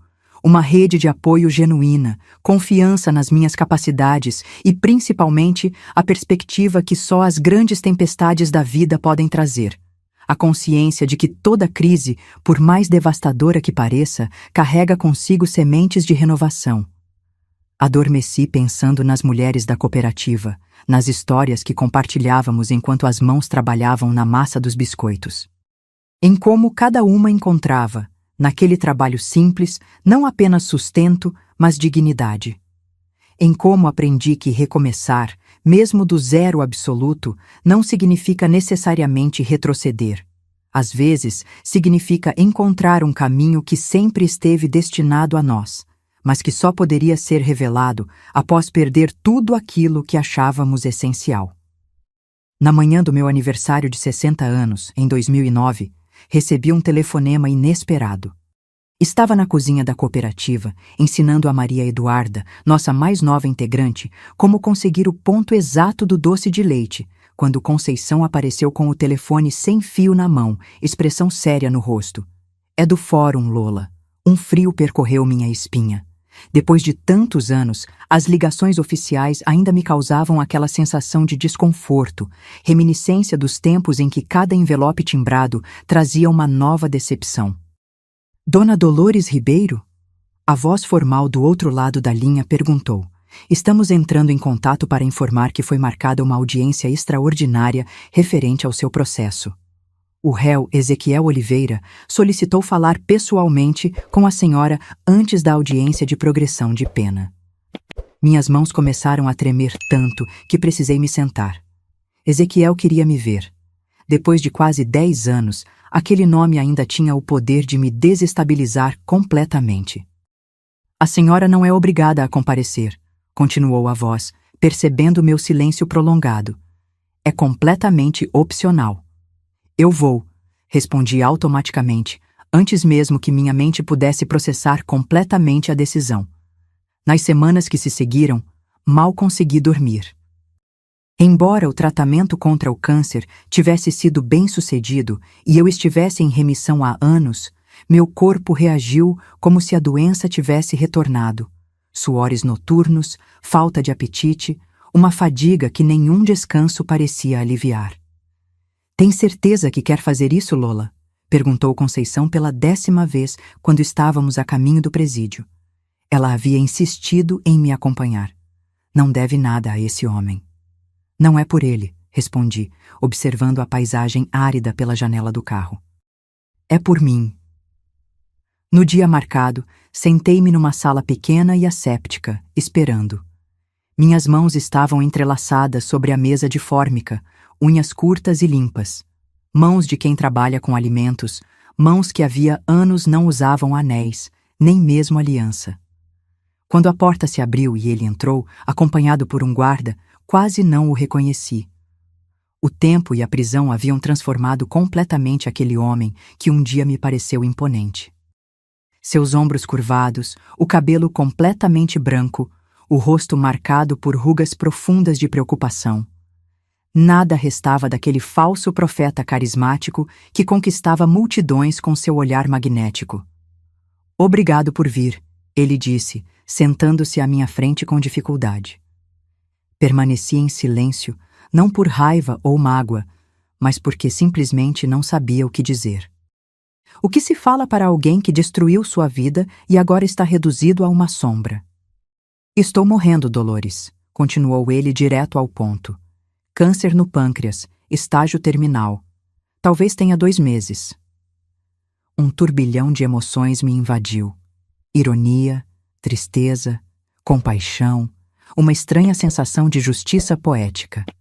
O mesmo diagnóstico que recebi quando ele me abandonou agora o consumia por dentro. Vim pedir seu perdão, declarou, olhando diretamente em meus olhos pela primeira vez. Não para morrer em paz, não mereço paz, mas porque você merece seguir sem o peso do que fiz. Seus olhos estavam marejados, verdadeiramente vulneráveis pela primeira vez desde que o conhecera. Naquele momento, percebi algo transformador. Eu já havia seguido em frente muito tempo antes. O perdão que ele buscava tão desesperadamente já havia acontecido silenciosamente, não como um presente para ele, mas como uma necessidade para mim mesma. Ezequiel, falei finalmente, minha voz surpreendentemente firme. O que você fez mudou minha vida completamente. Perdi quase todo o material que construí, mas encontrei algo muito mais valioso no processo. Retirei da bolsa algumas fotos da cooperativa, das mulheres trabalhando, sorrisos nos rostos, enquanto preparavam os doces que agora eram vendidos em 3 cidades da região. Essa é minha vida agora. Essas mulheres são minha família. Cada uma tem uma história de perda e recomeço, como eu. Seus olhos percorreram as fotos, confusos. Você me ensinou a lição mais difícil e mais importante da minha vida, continuei. Que às vezes precisamos perder tudo para descobrir do que realmente somos feitos. Quando saí daquela sala, minhas pernas estavam bambas, mas meu coração incrivelmente leve. Conceição me esperava no corredor, ansiosa, pronta para me amparar caso eu desabasse. Mas para a surpresa de nós duas, eu sorria. Acabou, Conceição, disse abraçando minha irmã. Realmente acabou.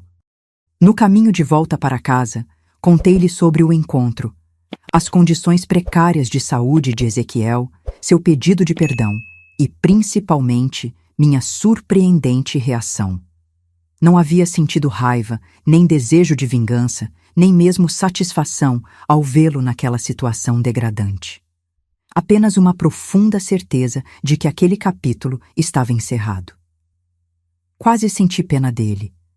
Confessei, enquanto observávamos a paisagem montanhosa de Minas Gerais pela janela do carro.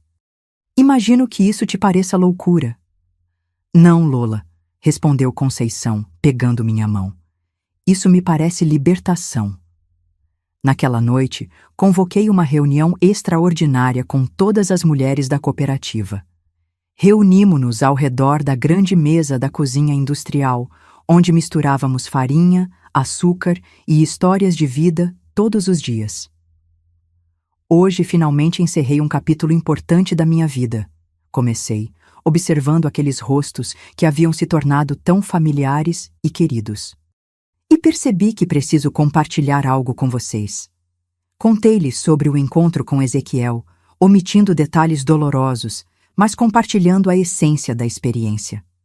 Algumas já conheciam minha história completa, outras sabiam apenas fragmentos. O que descobri hoje é que nossa cooperativa não nasceu apesar do que sofri, mas por causa disso, continuei. Cada biscoito que fazemos, cada pacote que vendemos, cada nova mulher que acolhemos aqui é uma prova de que a dor pode ser transformada em propósito. Olhares emocionados se entrecruzaram ao redor da mesa. Regina, a primeira a se juntar a mim nessa jornada, enxugou discretamente uma lágrima. Por isso tomei uma decisão, anunciei. Vou transferir formalmente a propriedade da cooperativa para todas nós, em partes iguais. A partir de hoje, oficialmente, não sou mais dona. Somos todas. Um silêncio atônito precedeu uma explosão de reações emocionadas. Perguntas, agradecimentos e preocupações se misturaram numa confusão de vozes. Mas, Dona Dolores, a senhora construiu tudo isso, protestou Josefa. Construímos juntas, corrigi, e juntas continuaremos. Só que agora, legalmente, cada uma terá seu nome nos documentos, sua parcela nos lucros, sua voz nas decisões. Nos dias seguintes, trabalhei com o advogado para formalizar a transformação da empresa numa cooperativa genuína, onde cada membro teria direitos iguais. Foi um processo burocrático complexo, mas libertador. O encontro com Ezequiel provocou outras mudanças importantes. Decidi finalmente aceitar o convite para compartilhar minha história no grupo de apoio a vítimas de golpes financeiros que se reunia quinzenalmente no centro comunitário. Até então, sempre recusara, temendo expor minha vulnerabilidade ou, pior, encontrar julgamento nos olhos dos outros. Meu nome é Dolores, disse, voz trêmula, na primeira reunião. E perdi tudo que construí durante décadas para um homem que dizia falar com Deus. Os rostos à minha frente não mostravam pena ou julgamento, apenas reconhecimento. Aquelas pessoas entendiam exatamente o que eu havia passado, pois carregavam cicatrizes semelhantes. Ao terminar meu relato, uma senhora de aproximadamente minha idade aproximou-se. Sua história me deu esperança pela primeira vez em 3 anos. Confessou. Achei que minha vida tinha acabado quando descobri que meu contador, que considerava quase um filho, havia desviado todas as economias da minha aposentadoria. Trocamos contatos e, em menos de 1 mês, ela se juntou à cooperativa como responsável pela contabilidade, a primeira integrante que não trabalhava diretamente com a produção de alimentos. A notícia da transformação da empresa em cooperativa atraiu a atenção da imprensa local. Um jornalista do Gazeta de Mariana apareceu interessado em nossa história. A senhora nunca pensou em processar a igreja onde conheceu o golpista? Perguntou durante a entrevista. A igreja não teve culpa, respondi com convicção. Ezequiel enganou a todos, inclusive ao pastor. Nossa cooperativa inclui mulheres de todas as crenças, e algumas sem nenhuma. Aprendemos que o que nos une é mais forte que qualquer diferença. A reportagem publicada no domingo seguinte gerou uma onda de apoio que não esperávamos. Comerciantes locais ofereceram parcerias, o Banco Regional propôs uma linha de crédito especial e, principalmente, novas mulheres bateram à nossa porta, não apenas buscando emprego, mas pertencimento, propósito, recomeço. Ezequiel morreu 6 semanas após nosso encontro, conforme havia previsto. Recebi a notícia com serenidade. Não compareci ao enterro, mas enviei uma pequena cesta de biscoitos da cooperativa com um cartão simples. Descanse em paz. Dolores e as mulheres do Renascer. Sentada na varanda dos fundos da casa de Conceição, observo o sol nascente tingir o céu de tons alaranjados sobre as montanhas de Minas. Aos 76 anos, este ritual matinal tornou-se sagrado para mim. Uma xícara de café forte nas mãos enrugadas, o aroma dos pães de queijo assando no forno, e o tempo para pensar em tudo que vivi. As pessoas frequentemente me perguntam se sinto raiva de Ezequiel pelo que ele fez. A verdade é que essa emoção se dissolveu há muito tempo, como açúcar em água quente. Não foi um processo rápido, nem fácil. Durante os primeiros anos, a mágoa era um veneno que eu bebia diariamente, esperando que afetasse quem me feriu. Mas o único organismo que sofria era o meu próprio.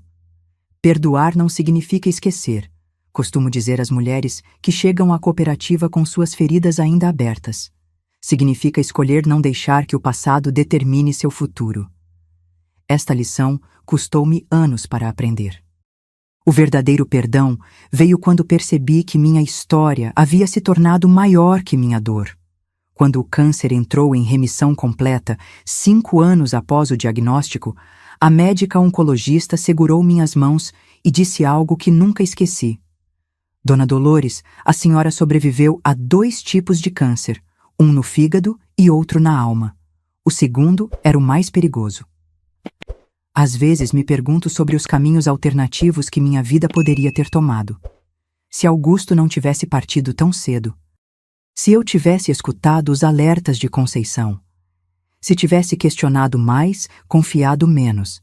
Mas esse exercício mental se tornou inútil com o passar dos anos. Como explicar o inexplicável? Como a mesma tempestade que destruiu todo o meu jardim trouxe sementes que eu nem sabia que existiam? A cooperativa Doces Renascer hoje sustenta 27 famílias. Cada uma das mulheres que divide aquela cozinha industrial tem sua própria história de perda e reconstrução. Márcia perdeu tudo num incêndio. Josefa foi abandonada pelo marido com 3 filhos pequenos. Regina enfrentou um AVC aos 42 anos que a deixou com limitações no braço esquerdo. O que nos une não é apenas o trabalho com os doces, mas a compreensão profunda de que a vida raramente segue o roteiro que planejamos. Tornei-me especialista em recomeços. Essa é talvez a habilidade mais valiosa que adquiri. Aos 50 anos, aprendi a confiar novamente, não em qualquer um, mas nas pessoas certas. Aos 55, dominei a arte de transformar dor em propósito. Aos 60, descobri que ensinar o que sabemos é uma forma de cura. Aos 70, percebi que minha história poderia ajudar outras mulheres a reescreverem as suas próprias. O nome Renascer não foi escolhido por acaso. Cada receita que desenvolvemos tem algo a ver com ressurreição. O bolo de fubá é feito com o mesmo grão que, enterrado, gera vida nova. Os pães são resultado da transformação da farinha pelo fermento. Os doces cristalizados preservam frutas que, de outra forma, apodreceriam. Há simbolismo até no processo de bater claras em neve. Como algo líquido pode se transformar em algo tão sólido e sustentável? Colecionei alguns arrependimentos, é claro. Gostaria de ter sido mais próxima dos meus sobrinhos quando jovem, em vez de mergulhar completamente no trabalho com Augusto. Parte de mim lamenta não ter tido filhos.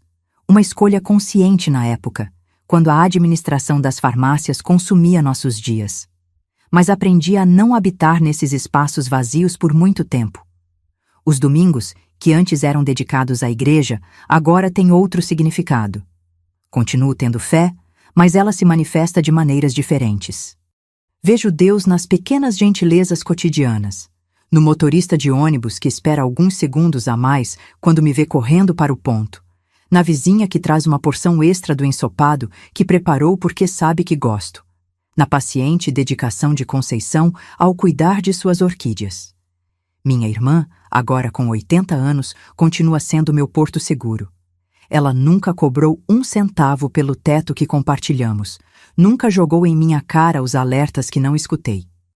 Seu amor incondicional me ensinou que família vai além do sangue. É quem permanece quando todos os outros já partiram. Aprendi que envelhecer é um privilégio negado a muitos. Cada ruga no meu rosto conta uma história. As linhas em volta dos olhos são de tanto rir com as mulheres da cooperativa. O sulco entre as sobrancelhas relembra os anos de preocupação durante o tratamento do câncer. As marcas ao redor da boca são das milhares de vezes que provei receitas para garantir sua perfeição. A simplicidade tornou-se meu luxo preferido. Não sinto falta dos bens materiais que perdi. O pequeno quarto onde durmo, com sua cama de solteiro e o armário de mogno que pertenceu à nossa mãe, contém tudo o que preciso. As paredes estão decoradas com fotos das mulheres da cooperativa, diplomas dos cursos de confeitaria que ministrei e um único retrato de Augusto, para lembrar que nem todo amor machuca. O dinheiro, que um dia foi motivo de tanta angústia, hoje ocupa um lugar diferente nas minhas prioridades. Tenho o suficiente para viver com dignidade, contribuir nas despesas da casa e ocasionalmente presentear os sobrinhos netos. A maior riqueza que acumulei não pode ser medida em reais. Está nos olhares de gratidão das mulheres que encontraram um novo começo através do nosso trabalho. Quando me olho no espelho, vejo alguém irreconhecível se comparada àquela viúva de conjunto azul marinho que conheceu Ezequiel após o culto. O cabelo completamente branco, que uso curto por praticidade, emoldura um rosto sereno. Os olhos, porém, são os mesmos. Talvez mais sábios, certamente mais compassivos, inclusive comigo mesma. Se pudesse voltar no tempo e conversar com aquela Dolores de 49 anos, não tenho certeza se tentaria impedi-la de seguir o caminho que escolheu. Cada cicatriz que carrego hoje é também um testemunho de superação. Como poderia eu negar às outras mulheres o exemplo que minha história se tornou? O sino da cooperativa toca exatamente às 7 horas todas as manhãs. Hoje é um dia especial. Estamos recebendo um grupo de mulheres de um abrigo para vítimas de violência doméstica. Algumas delas perderam tudo. Documentos, roupas, fotografias de família, todas perderam a confiança em si mesmas e no futuro. Enquanto caminho lentamente pela rua de paralelepípedos em direção à cooperativa, apoiada na bengala que se tornou companheira nos últimos anos, vou ensaiando mentalmente o que direi a elas. Não sou oradora, nem tenho formação para isso, mas aprendi que a sinceridade é mais poderosa que qualquer técnica de comunicação.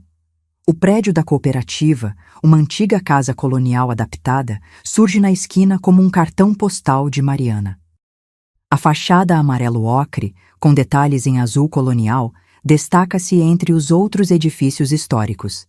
Na entrada, uma placa modesta anuncia: Doces Renascer, sabor com propósito.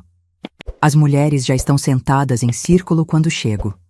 Olhos baixos, posturas defensivas, mãos inquietas. Conheço bem essa linguagem corporal.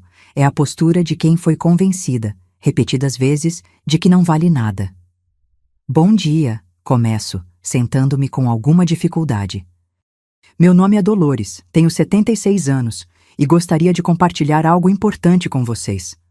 A vida raramente nos pergunta se estamos prontas para seus golpes mais duros.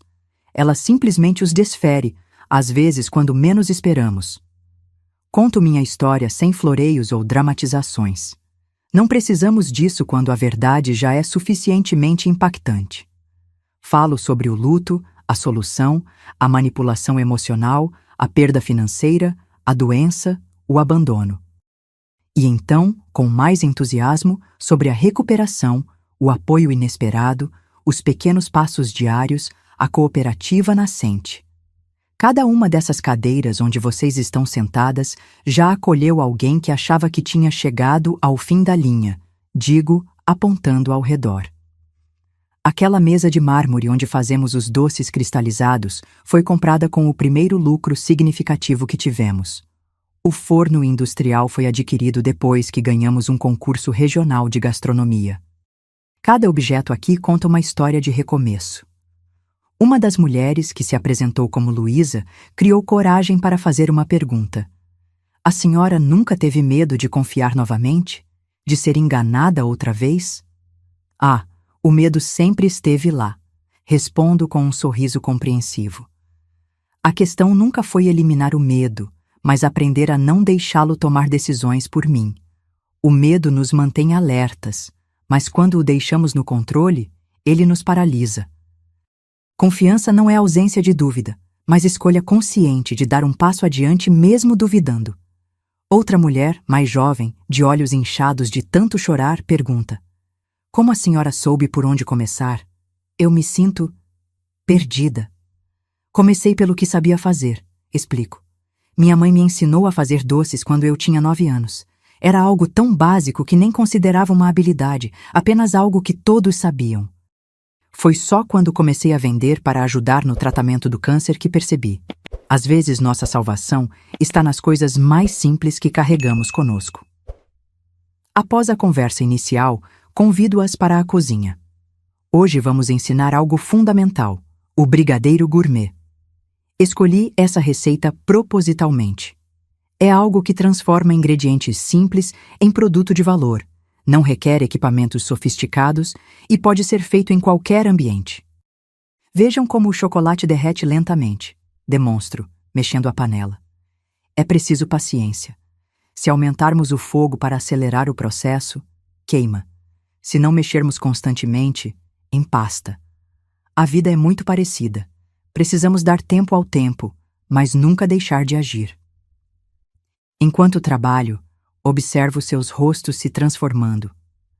A concentração na tarefa manual tem um efeito terapêutico que já testemunhei centenas de vezes. Há algo no ato de criar que reacende nossa luz interior. Saibam que nenhuma de vocês está definida pelos erros que cometeu ou pelas injustiças que sofreu, digo enquanto enrolo os brigadeiros. São apenas capítulos de suas histórias, não o livro inteiro. No final da tarde, cada uma leva para o abrigo uma pequena caixa com os doces que produziu. Mais importante que isso, levam a semente de uma ideia, que talvez, apenas talvez, exista um amanhã melhor esperando para ser construído com suas próprias mãos. Quando todas já partiram, fico alguns minutos sozinha na cozinha silenciosa. Toco as bancadas de granito, os utensílios pendurados, as prateleiras com potes de ingredientes cuidadosamente etiquetados. Este espaço, que nasceu da maior dor que já senti, transformou-se no palco dos meus maiores alegrias. Olho pela janela, o sol poente colorindo o céu de Mariana. As montanhas ao fundo parecem guardiãs silenciosas de tantas histórias como a minha. Quantas outras Dolores existiram antes de mim? Quantas ainda virão? Ao fechar a porta da cooperativa, sinto aquela certeza tranquila que só a idade avançada traz. Não importa quão escura seja a noite, o sol sempre nasce novamente. Nem sempre podemos escolher o que nos acontece, mas sempre podemos escolher quem nos tornamos a partir disso. Enquanto caminho de volta para casa, uma frase ecoa em minha mente, algo que repito para mim mesma há quase 3 décadas. A vida me quebrou em 1000 pedaços, mas fui eu quem escolheu o mosaico que formei com eles. E que mosaico bonito conseguimos fazer, não é mesmo? Quer um cuidado especial? No primeiro comentário fixado, você pode baixar gratuitamente o nosso e-book exclusivo com receitas de chás tradicionais das avós. Um presente feito com muito carinho para aquecer seu coração. Aproveite!